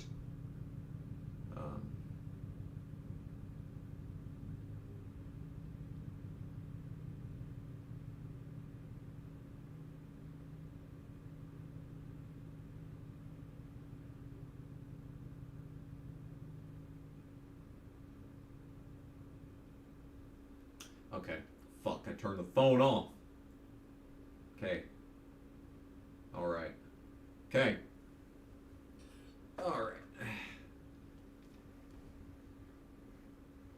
Imagine if any of those people win the Daytona 500. I mean, there's a chance. Because Daytona sucks. And the Daytona 500 is a shit race.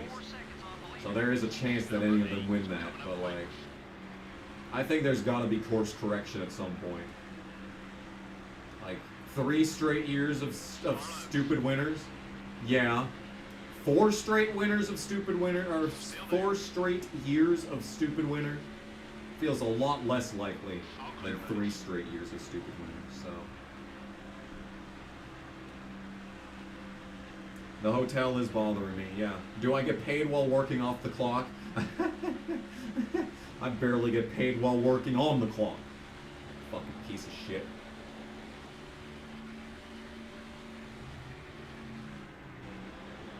Oh my god, what is happening outside?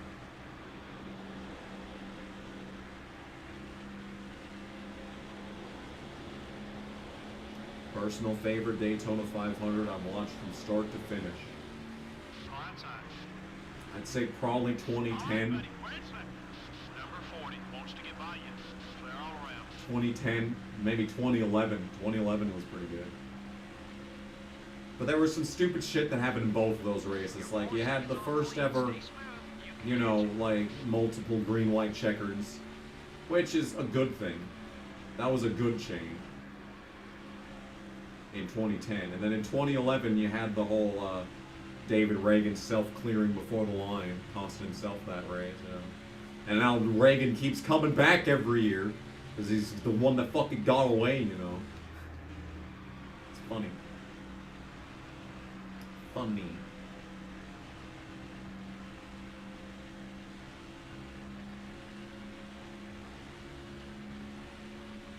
How is McDowell a stupid winner? Because he had absolutely no credibility back in 2021.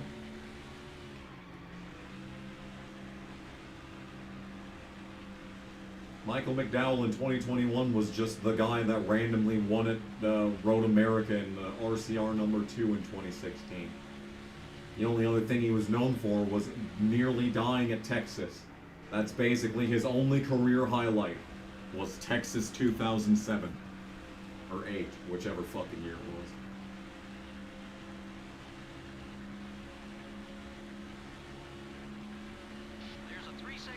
We are closing in on the lead. Johnson! What was that? You are running 20 miles an hour off pace, you fucking actual moron!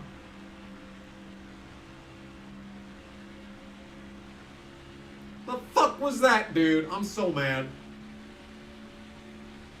This dude won 7 championships, are you kidding me? Fuck off.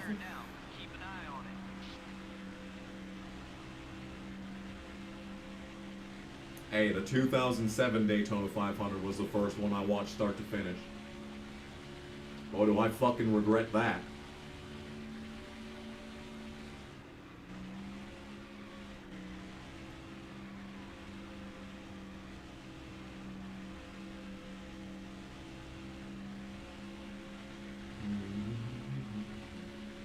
You watched an old woman flip down the stairs last night. Shit was amazing as fuck. That does sound amazing as fuck. How does one manage to flip down the steps? I understand, like, tripping and, like, sliding down on your fucking, you know, ass or whatever. Like, I've done that. I've done it before myself. I've heard of tripping up the stairs, but I've never seen anyone, like, cartoon roll their way down the set of stairs. Sounds funny, though. We'll say that much.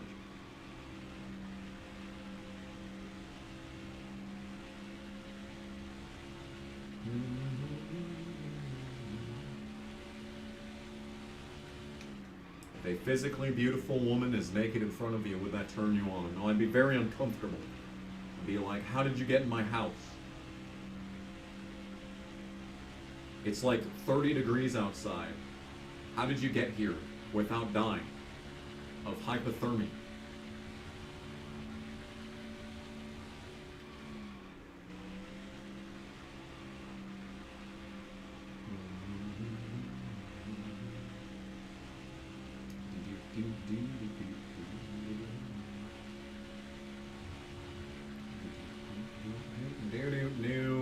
Still playing this game.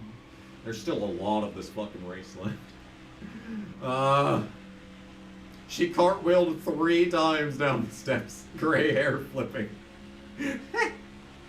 That does sound great. The interval to the leader's about 3 seconds. Yeah, I can visualize that. That's a great visual.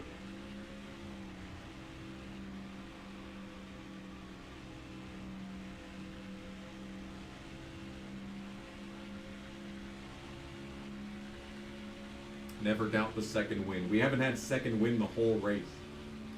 We've been terrible on the long run. We've been, like, pretty good on, like, the first half of the fuel run. Then it starts getting slow, and by the time there's 5 laps left, I'm basically hanging on for dear life. Which is why I plan on pitting a lap 160. And that is when I plan on pitting. 160. Give me 40 good laps to the finish. Okay, thank you all so much for watching this video. Subscribe! Why is Daytona so bumpy in 2006 to 2010? The track surface was like ancient, I think, at that point. More Miami _Ben just subscribed. That's a interesting one. I am curious. Like, I'm pretty sure that stream alert would go off regardless of whether or not they're watching the stream. So, like, someone, like, that could just be randomly, like, scrolling through. Like, I have 11 years of content for people to scroll through. Like, that could have been someone subscribing thanks to the Tom and Jerry House Trap playthrough. You never know. You never know. He could never watch another one of my videos again. But that moment is immortalized on this stream. Stop blocking me as a logo ally. Number 43 is passing low. You're clear.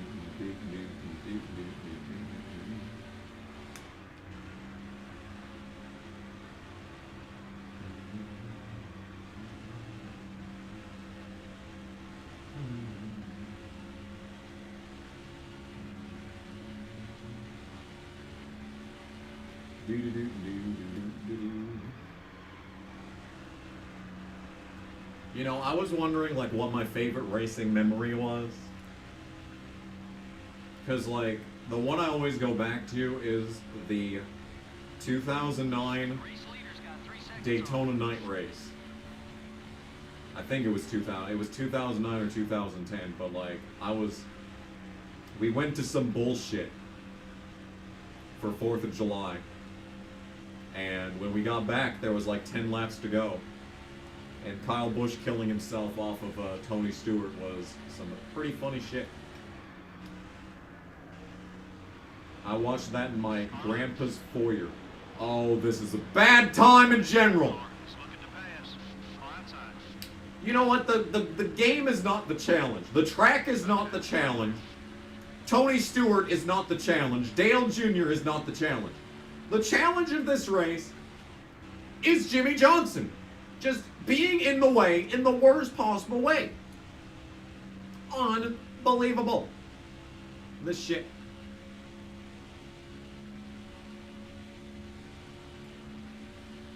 No, What If's monitor has been destroyed. YouTube, how could you do this?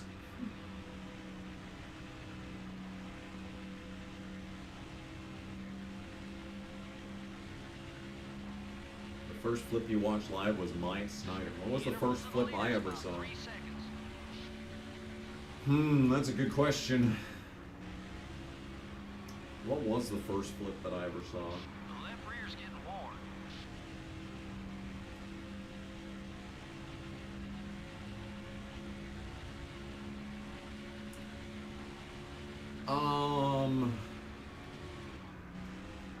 I think it would be Scott Riggs at Talladega. Actually. Would have been the first flip that I saw.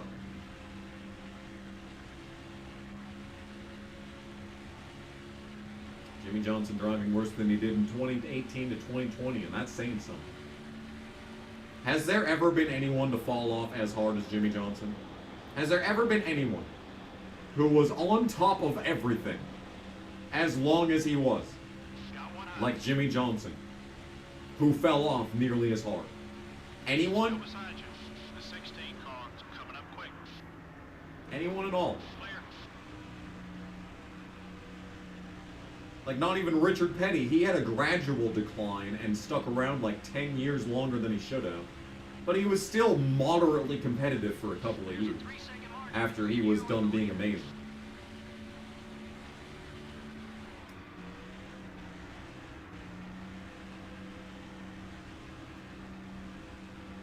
Michael Waltrip also flipped during that 2005 Fall Talladega race. Okay.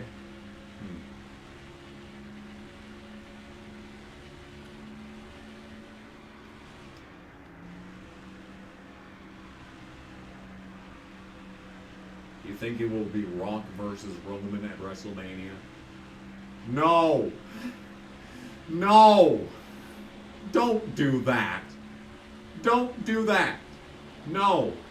Take the belt off of Roman and do that at SummerSlam. Build it up for SummerSlam. Give Cody the belt to be the face of the company and do the fucking Rock versus Roman somewhere else. Or do it fucking next year. How about next year? How's that sound? Sure, it doesn't sound as good as WrestleMania 41 versus WrestleMania 40. But like, come on, 41 is a Casey number. Give me a break. Keep digging. We need to pick up about 4 seconds on the leader. So I think we've got second place locked down. Because we're like 10 seconds ahead of third place. But like, I still can't keep up with Stewart. Stewart is just so fucking good that even on 10, 15 lap fresher tires, he's still 4 seconds ahead of my ass. Like, this is ridiculous. And people are pitting. Interesting. They're trying the undercut.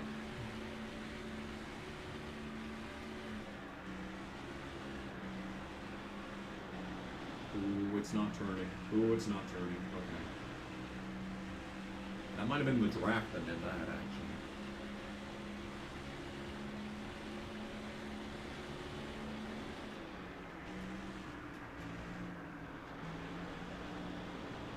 I could get him on fuel mileage? Nah. Everyone else on the track has better fuel mileage than me.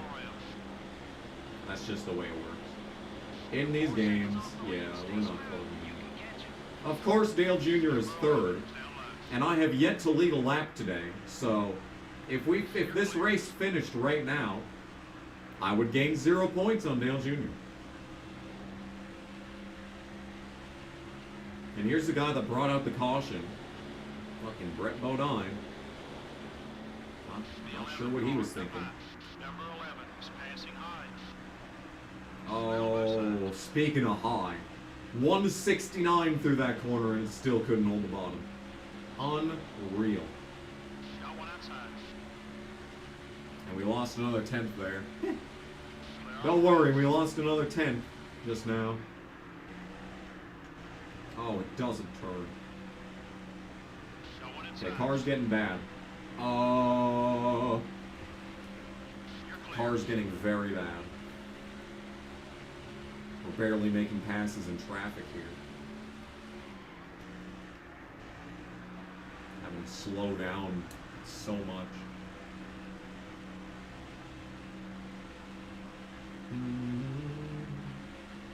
Where's the 100% Thunder 02 season mode live stream? Do you want me to die? Because the implication here is that you want me to die. You want me to physically leave this realm of existence. Because that's what's going to happen if I do a 100% race-like Thunder 02 season. Are you mad? This madman.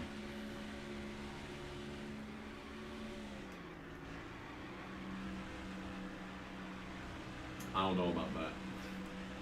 I'm still wondering what we're going to replace this series with. This series has been a mainstay on the channel for the last 4 years. Think about that. 4 years I've been doing this. In like a couple of weeks. I don't remember when we started the original playthrough. I swear it was February. I know that attempt number 2, which is what we're watching right now, started in February of 2021. I don't remember when the original playthrough started. Either way, it's over 3 years.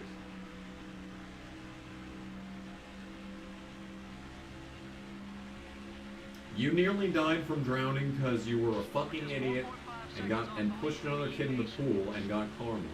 That sucks. I think one time someone held me down under the water at a public swimming pool once. And I say one time, not like, you know, like I beat the shit out of this kid. No. No, I probably just screamed very loudly. And it just never happened again.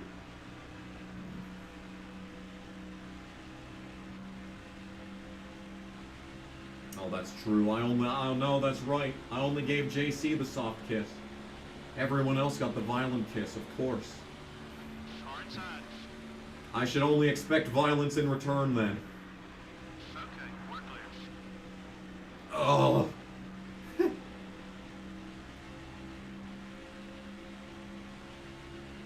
Oh god, hello, that's a 5 from Tristan. Thank you for the 5. That's Jamie McMurray blowing up, and glad to see another Thunder 2004 live stream. And you're gonna give me 5. Thank you for the 5. It is appreciated. And thanks to everyone for coming out to this stream. This race has been incredibly boring, and I have not raged yet. Kinda-ish. But it is good to see that the Tony Rain spirit is alive and well. Thank you. And I am not going to play NASCAR Thunder 2003. Sorry.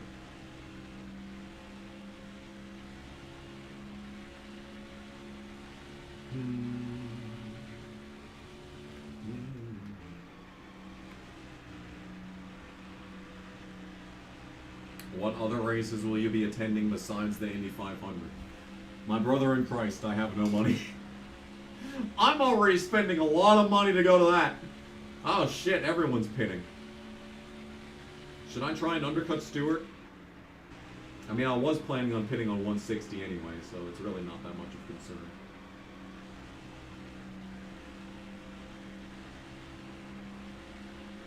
There are some other dates on the calendar, though, that I would be deeply interested in. So never say never.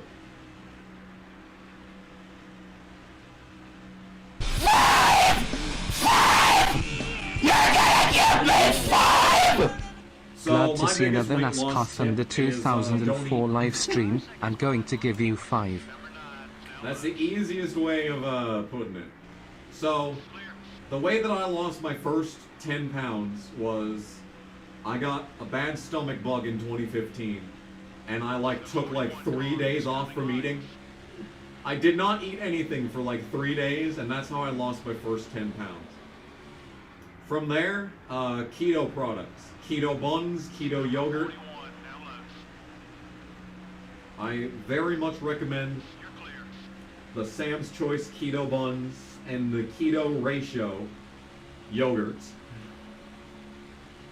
If you get some, like, you know, fresh ground beef, fresh chicken breast, you can make yourself some good sandwiches with that are not only low calorie but also high protein and low carb.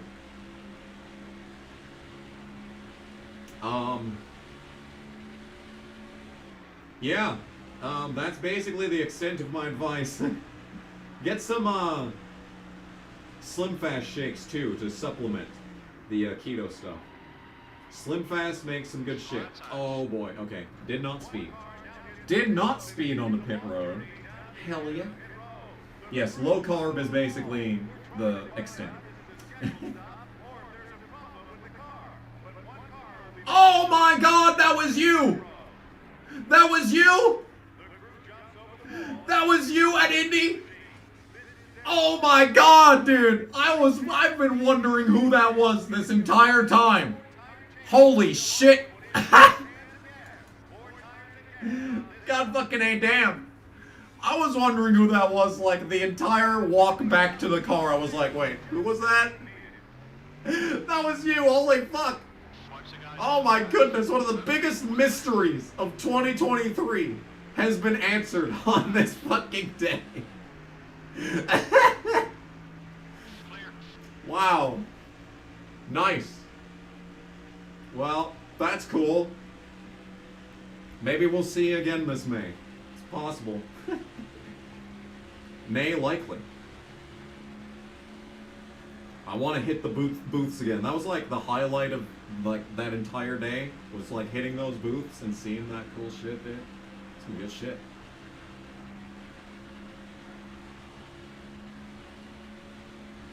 I wanted to get this, there was a, what was that? It was a Mark Martin car, but I don't remember which one.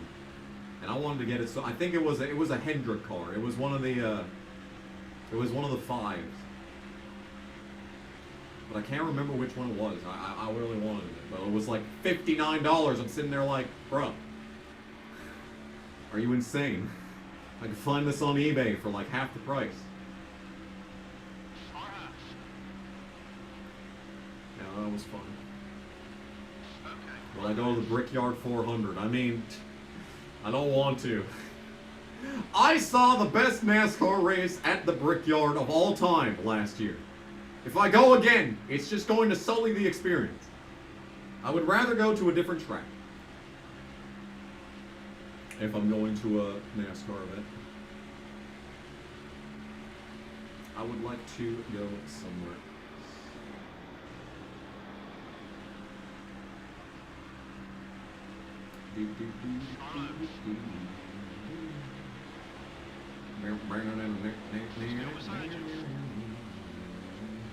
Stewart still hasn't hit. Are you kidding me? This might be our one shot at the win. Somehow Dale Jr.'s ahead of me. Despite, you know, us being ahead of him like by 10 seconds earlier. He pits like 5 laps before us. Man, we might have a shot at the win. If Dale Jr. was able to make up like 10 seconds on us from just a couple of laps pitting earlier, every chance in the world we could steal this win. Now, annoyingly, Stewart just pit, and I think Dale Jr. is about to get the lead. So that sucks. Also, we're behind Dale Jr., so if the race ended right now, we would lose 10 points to Dale Jr. in the point standings, which is not cool in the slightest. The 41 car is outside. Still there. All Nice. clear, buddy.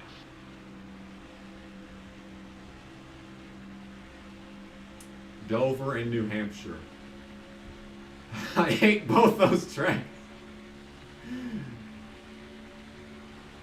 I hate both those tracks. Dover is the worst. New Hampshire might be fun because they go there once a year. And it's been interesting the past couple of seasons, but like, you know, I'm not keen on either of those places. Anyway, it looks like Stewart still has the lead. Maybe. No, it looks like he is in fact behind Dale Jr. But maybe they'll get side by side and battle and allow me to close in. That'd be fun.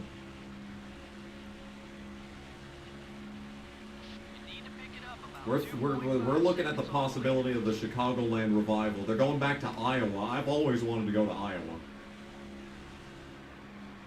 That track is on the way to Indiana. I was thinking about visiting it when I drove that distance, but I didn't. Now, all the things that I wanted to visit on the way, on the drive there and back, were just so out of the way that I could not be bothered.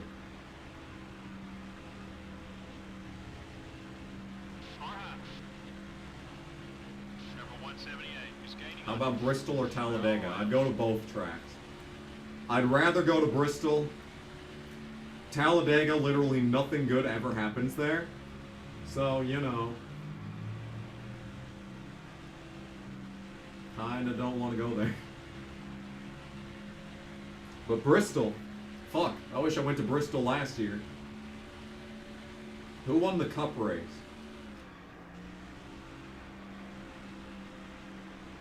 This truck race was really annoying. But the Xfinity race was really good. I don't remember who won the Cup race, though. Hamlin, wasn't it? It was Hamlin. That was where he said fucking, I beat all your favorite drivers. Yeah. That iconic line. What's the longest amount of miles I've driven on a single day? I believe it would be on Monday, August 14th of 2023, when I drove from Indianapolis to Dickinson, North Dakota in about 13 hours. It was a good time. How do I feel about men taking pictures of their shitty lifted trucks? Man, even I can't condone that level of faggotry. I wanted a lifted truck when I was 10. Keyword when I was 10. Key phrase. Key phrase. The 31 car is still there. Careful. Clear all around. What I really want is like a 2003 Ford Ranger. 31. Top out. I kind of want a Dodge Dakota, just to keep it in the Dodge family, and literally Dakota's in the name. But I enjoy the Ford Ranger more. Number 31 is still there.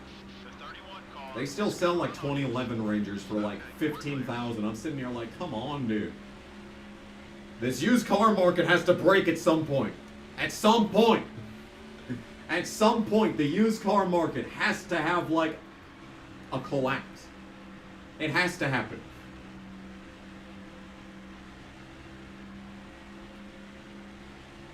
Am I going to watch the ARCA race at Daytona? Absolutely. 100% I'm watching the ARCA race. This has to be the most exciting ARCA, like, entry list in, like, a decade. Like, this shit's going to, like, go hard. I cannot wait for this ARCA race. It's going to be good. And just fucking sit back and watch a Venturini car lead every single lap as I say that. Probably what's going to end up happening.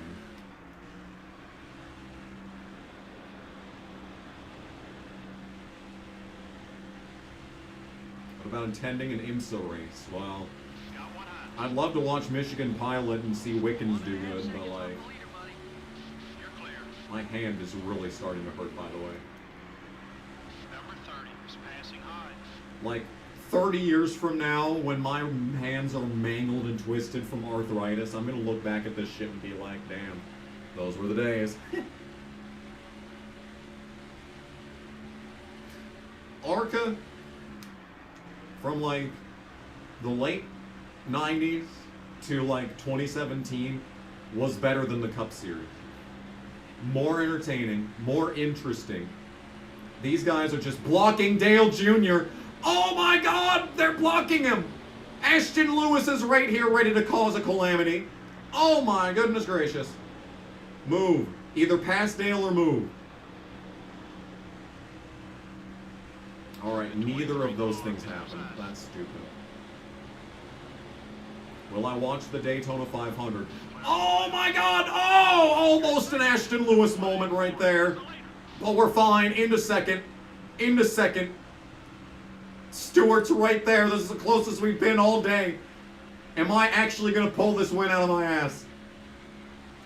I will probably be at work during the Daytona 500, so yeah, I probably will watch at work.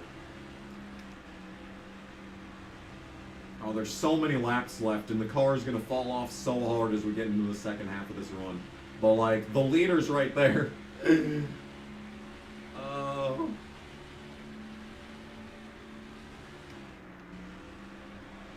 Come on, car, we got this. The traffic is not it's not laying over. The traffic lays over at every other track, but like today, they're just not laying over. I've lost like a half second on one lap, so it's not looking desperately like we're gonna be catching Stewart. But like, could you imagine? Could you imagine?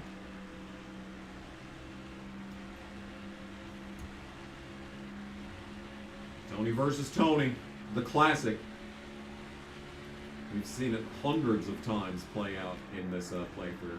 Oh boy, I'm overdriving the shit out of these corners. We need the draft.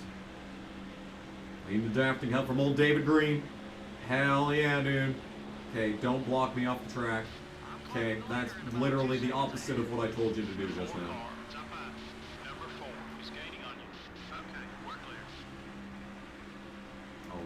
All right, looking good. Drive it off from Earnhardt. Oh, God.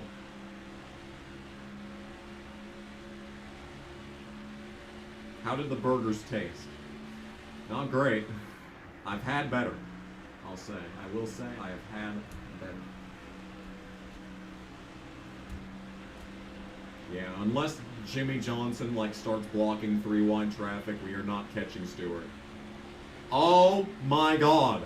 I've lost a second in 2 laps with the draft of Jeff Green, who refuses to get out of the way. Alright, looks like we're taking him on the outside. Take it on the other side.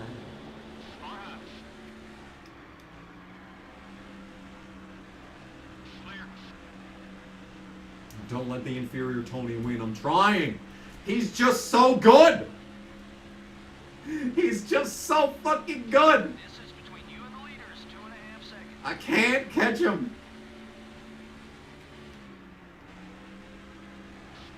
I'm driving this track every which way that I can. Oh, we're getting loose. That's 10 miles an hour we were just knocked off in that corner.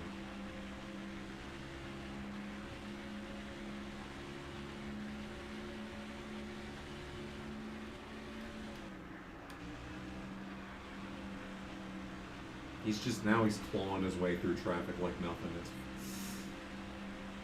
I mean, the fact that we got as close as we did, yeah, he's too good. He is so much better than everyone else on this track. Like, this is how Dale Jr. was driving in every other attempt. This was Dale Jr. on every other attempt, by the way. Every practice race. What kind of rock music do I like specifically? I enjoy classic rock and roll from the 50s. I enjoy hard rock from the 80s. I enjoy all forms of metal. I enjoy grunge. I enjoy fucking even some modern rock is pretty decent. I enjoy post-grunge especially. If we want to get into metal genres, mostly hair and glam metal. Industrial is another one of the ones that I enjoy a lot. Fucking, I don't know. Is that enough?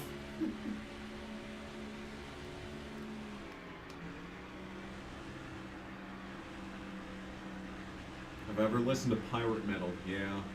It's a bit too niche. I enjoy the sound. I don't really care for the aesthetic. I'd rather listen to like Blind Guardian, you know what I'm talking about.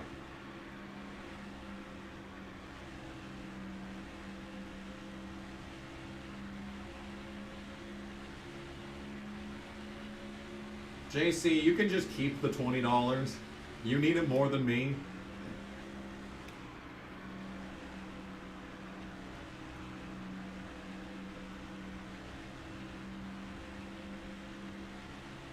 You haven't eaten anything today and slept all day. Good. See? That's how you lose weight right there. 4 seconds behind the leader. Oh, that's just the worst taking of this corner in the history of this game. Right rear's getting warm. Keep an eye out. Have I ever heard of Doom Metal? Have I ever heard of Doom Metal? I'm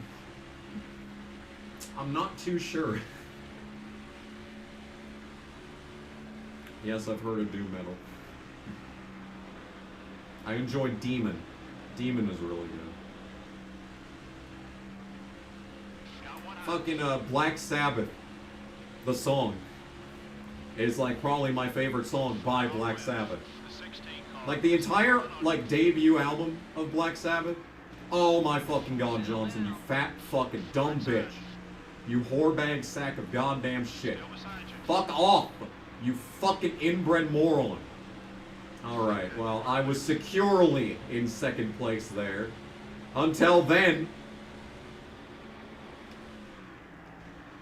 And now Earnhardt's up my ass again. Yippee. Kill me. My mom should be on a stream. My mom has been in a few videos. Okay, buddy. We're about 5 seconds. My mom hates my YouTube channel though, so. But she's always like, you know, we should do like a podcast. Talking shit about sports. Talking shit about Cubs baseball and wrestling. That's what my mom wants to do. And I sit back like, Mom, you're not ready for the internet. You're not ready for the internet. You are angry enough as it is. Easy, buddy. That left front You do tire not need seems people fresh. bitching in the comments section. Any good hotel stories? Nothing recently. It's been quiet. Too quiet. It's been too quiet there lately. Fuel's down to half.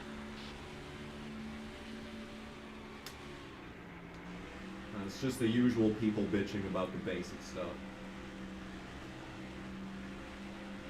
I've been making fucking sales though, dude. I sold like 60 rooms the other day. Some good shit. 60 room nights at $105 per night. That's what I did. I did that.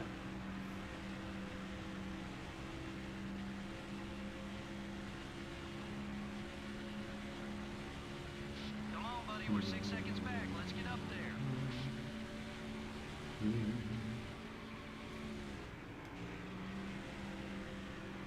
I can't do it, Travis. I cannot catch Stewart. Even with a caution, it would be difficult.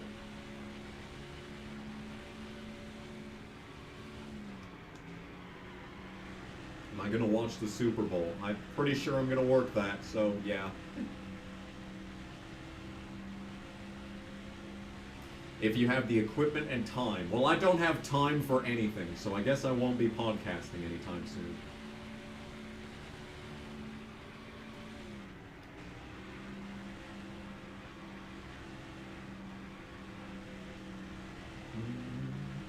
Might be time for a new left rear tire.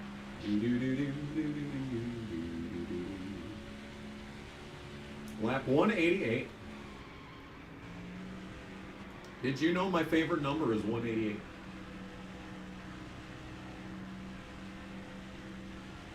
I should take a giant dump. I should have a Quest pizza tomorrow so I can do that. Seconds off the lead. Do not combine Quest pizza with tacos. Just take it from me. Take it from me. I went to Taco John's after having a Quest pizza. I've done it more than once. And my toilet has not forgiven me since. It's bad. Oh, it's bad. And it hits you. When it hits you, it hits you. Like, there's no coming back. Like, you better be close to the bathroom. Like, I'm not kidding. It's bad. Oh my god, Harvick took third! Harvick took third! Oh my goodness, if the race ended right now, I'd gain 5 points. Oh, don't stop believing. Anything's possible.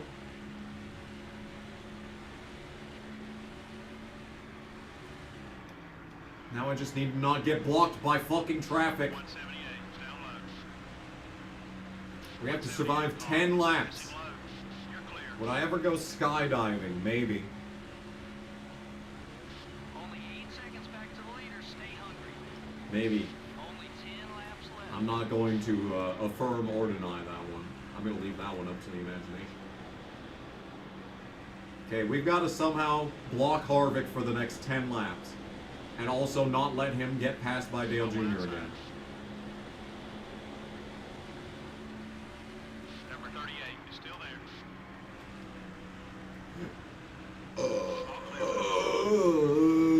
Yeah. That came out of nowhere. I haven't eaten anything in the last 5 hours, 6 hours, somewhere around there. Sprague, can you not, for 1 second? Oh my god, nope, he's just gonna sit there, on the inside. He's just gonna fucking sit there. And he's gonna do it again down the backstretch. This is awesome. This is really cool how I'm getting held up by Jack Sprague right now. When I need, like, as much distance between me and Harvick as possible, Sprague is just gonna sit in front of me. And watch him just lay over for Harvick on the exit of this corner. Yep, he turned to the right in order to get out of his way. Fuck off, Sprague, you cunt whore. Stay smooth. We'll get there. Alright, just a couple more laps of survival. That's all it's gonna take. I'm gonna have to be blocking. I need to not block Harvick because that'll give him the draft. I want him to not have the draft, but I also need to block him. So, it's just all around a bad time up here in P2. And I've got to slow down so fucking much for the corners.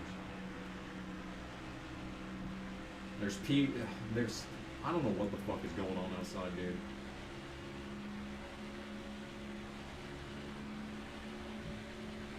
This dude's just turning his truck on and off. Oh my god, it's Jimmy Johnson. Great, thanks. Excellent timing, Jimmy. All clear. Oh, would you look at that? He laid over for Harvick. How cute. How fucking adorable is that?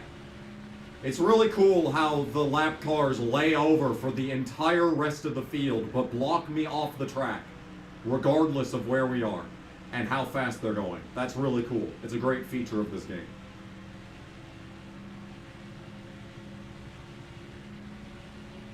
We're about 10 seconds off the leader. Hit your marks. Be smooth. Crew chief, we're not catching the leader. Hard We're not hanging on to second by the looks of things either. Hold your line. Okay. You're still there. We got That's you. We're cool. back to third. Keep digging. I'm glad that everything happened to make this possible.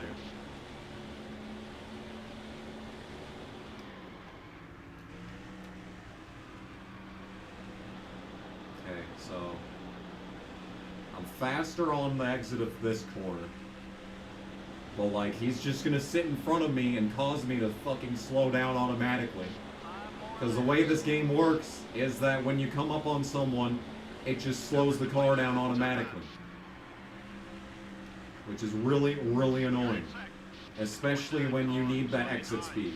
Anyway, I just cleared. That was impressive, actually. Very impressive. No, Harvick, you're not going down there. Okay. Just overdrove the shit out of this corner. So there goes second again. Got one inside. Oh boy, a lap car. I wonder what this lap car will do in this situation. We just lost a spot. We're third. All right, now get hungry. We need to eat up this 10-second gap to the leader. And we're only continuing to lose time to Stewart. That was an entire second in one lap that we just lost to Anthony. Because Anthony, you know, second wind, he's the one that gets the second wind in this game. Stewart was already vastly overpowered, and yet he's going even faster now. It's impressive how just absolutely absurd the speed of Stewart. Okay, here we go. Okay, let's try and get Brett to block Harvick, but he's doing everything that he can to get out of Harvick's way. Look at this son of a bitch. Oh boy, oh boy. Oh boy, oh boy. Oh, he's still there. Brett, help a brother out and lift.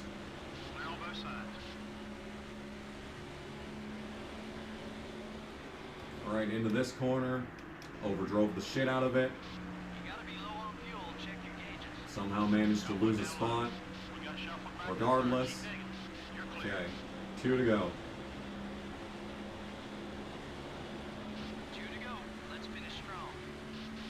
Dale's closing, by the way. He's eating up the gap. God, they can just go so much faster than you through this corner. It's absurd.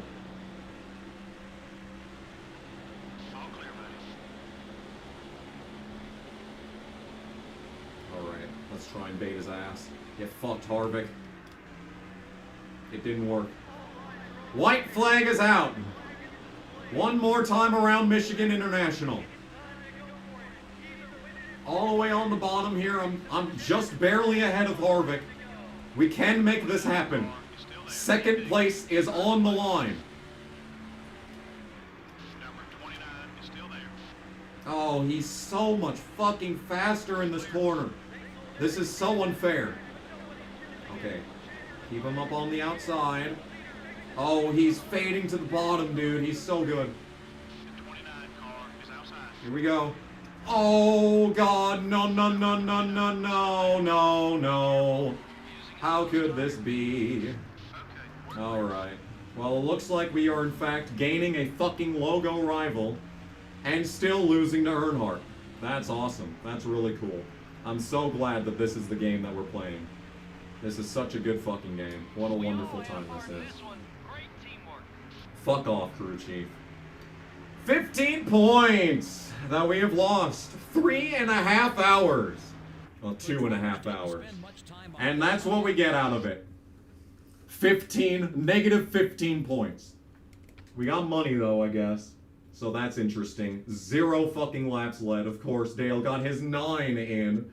So there's your 15 fucking points that we've lost in this race. Kurt Busch with a top 10. That's interesting. Literally nothing else interesting on this list. Ashton Lewis 23rd is a bit on the absurd side. Good DraftKings day for Casey. And no one of value blew up.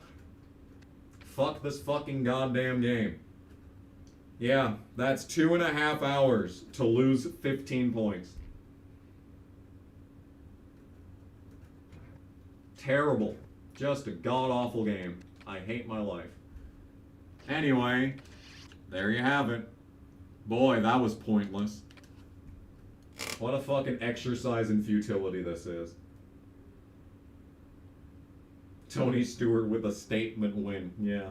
As he sits like 11th in points. This game sucks. I hate it. Bristol is indeed next, which is actually, believe it or not, a good thing. Because we were really good here last time. Finished second to Ricky Rudd, but there was like no cars on the lead lap. Yeah, where is Stewart in points after that? Yeah, he's 11th. I called that from a mile away. His 30th career win comes in dominating fashion at boring-ass Michigan. So the question is, Shop Editions, 2 races to go on that. Sponsorship, 4 races to go on that. Garage, this part is done. It's shit. It's a terrible part, but it's a short track part. So maybe we use that. This is also, well, yeah, well, there's only so much we can do with this. Oh, that's generic. It's not even fucking, okay.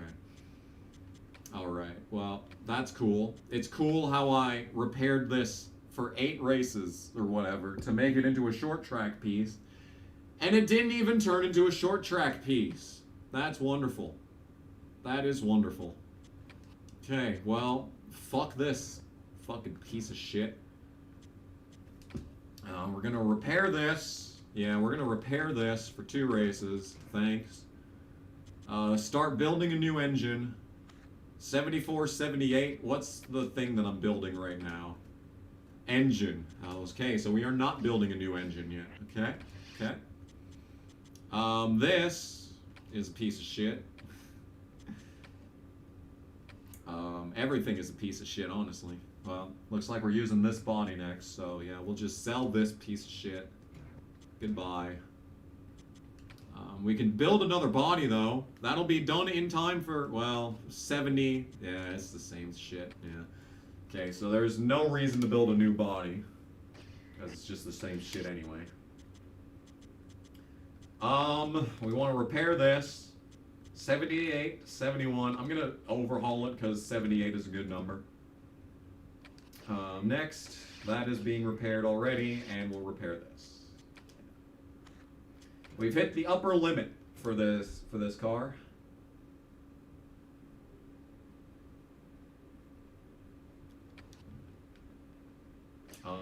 So what we're gonna do is we're gonna run Bristol on this, and then whatever's after Bristol on this. And then I think, yeah, and then I think it's Richmond time, and we can maybe run on this again. I don't know, dude. I'm tired. Anyway, that's gonna do it for this stream. We wasted 2.5 hours to lose 15 points to Dale Jr. But, ladies and gentlemen, Dale Jr. sometimes has a bad starting spot at short tracks. If he starts like 30th, he could get lapped. And then things could get interesting. So yeah, anything is possible next week. So don't touch that dial, basically. Thanks for watching, and it's super chat time. So Tristan gave me 5 for having another NASCAR 2004 live stream. The way that it's looking, we'll be doing another season of this, so look forward to more. More Miami _Ben subscribed. Anyone's guess who that is? Lyle Bailey has been a member for 19 months. When am I getting my racing contract? The moment that I get a real job. Matthew DeLeva gave $4.99. Thank you for that. Racing Colleague gave 5 on Streamlabs. And here's to another day of whatever the fuck. I don't know what to say in response either. Thank you for the super chat. Scott McNew gave 5 for Jim Harbaugh being on the Chargers. I'm gonna temper my expectations because I've been told that the magic solution has been arrived in San Diego many times. So I'm not exactly holding my breath on the success of the team.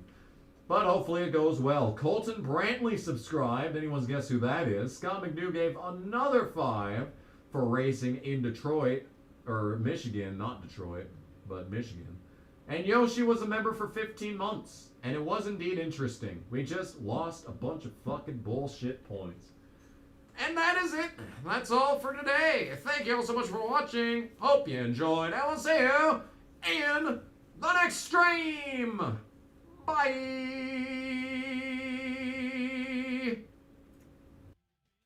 Hello, YouTube. My name is Bernie Sanders, and I want to personally thank you for tuning into tonight's stream on the Kamikaze Games channel. But you all know why I'm here. Yes, that's right. I am once again asking for your financial support. As you are very well aware, there are no exterior sponsorships, including ones from the top 0.1%, on the Kamikaze Games channel. All profits are made entirely from viewers such as yourself. In the chat of every video, which would be on this side of the screen, you can send super chats to Kamikaze Games should you please. Also, in the description of every video, there is a link to Streamlabs, where you can send direct contributions to the Kamikaze Games channel without giving YouTube a cut. There's also other options, such as YouTube memberships, which give you many benefits, including, but not limited to, emojis that you can use once again in the chat on this side of the screen. But if that's not enough for you viewers, I understand in this growing and changing world, there may be other ways that you would like to contribute to the Kamikaze Games channel, and that is where I send you over to the Kamikaze Games Spring Store, which is also in the description of every video and has a page on the Kamikaze Games YouTube channel when you select the videos. So, at the Kamikaze Games Spring Store, you can find many amazing products, such as the normal stuff that you would find in a spring store, like the official Kamikaze Games t-shirt. Do you appreciate the graphic design of Kamikaze Games? Well, you can get yourself a shirt that shows your support for the channel. But I know that clothing is usually expensive, and there may be other ways that you would like to contribute to the channel. Well, on the Spring Store, there are many, many amazing products, such as this mug. Do you drink coffee? Do you drink anything? Do you drink water? You can drink water out of this Kamikaze Games mug. And if that's not enough, everyone has to go to sleep every night. You will spend 1/3 of your entire life in bed. Why don't you go to bed with Kamikaze Games? Do you want to sleep with Kamikaze Games? Well, now you can with the official Kamikaze Games pillow. Very good stuff. You can find all of these amazing products in the Kamikaze Games Spring Store in the description of every video. But if that's not enough, ladies and gentlemen of the audience, I have given you plenty of options to send your financial support to Kamikaze Games directly. But if none of this is something that you enjoy, if you don't wear clothing, if you don't drink coffee, if you don't sleep, I bet you listen to music. Did you know that Kamikaze Games is a recording artist with two albums for sale on his eBay store? On the left, you see his original gas station CD. Admittedly, by Kamikaze Games himself, it's not a very good album, so, maybe not pick that one. But the one to the right is his follow-up album, Take Me Home. With this one is better. It's, half the album is really good. And Kamikaze promises that in the future, he will eventually release an album that is good from start to finish. But for the most part, Take Me Home is good at least 50% of the time. All of these options are available to you, the viewer. Once again, thank you for tuning into today's stream, and we will see you in the next one. I have been Bernie Sanders, and I hope you have a good night.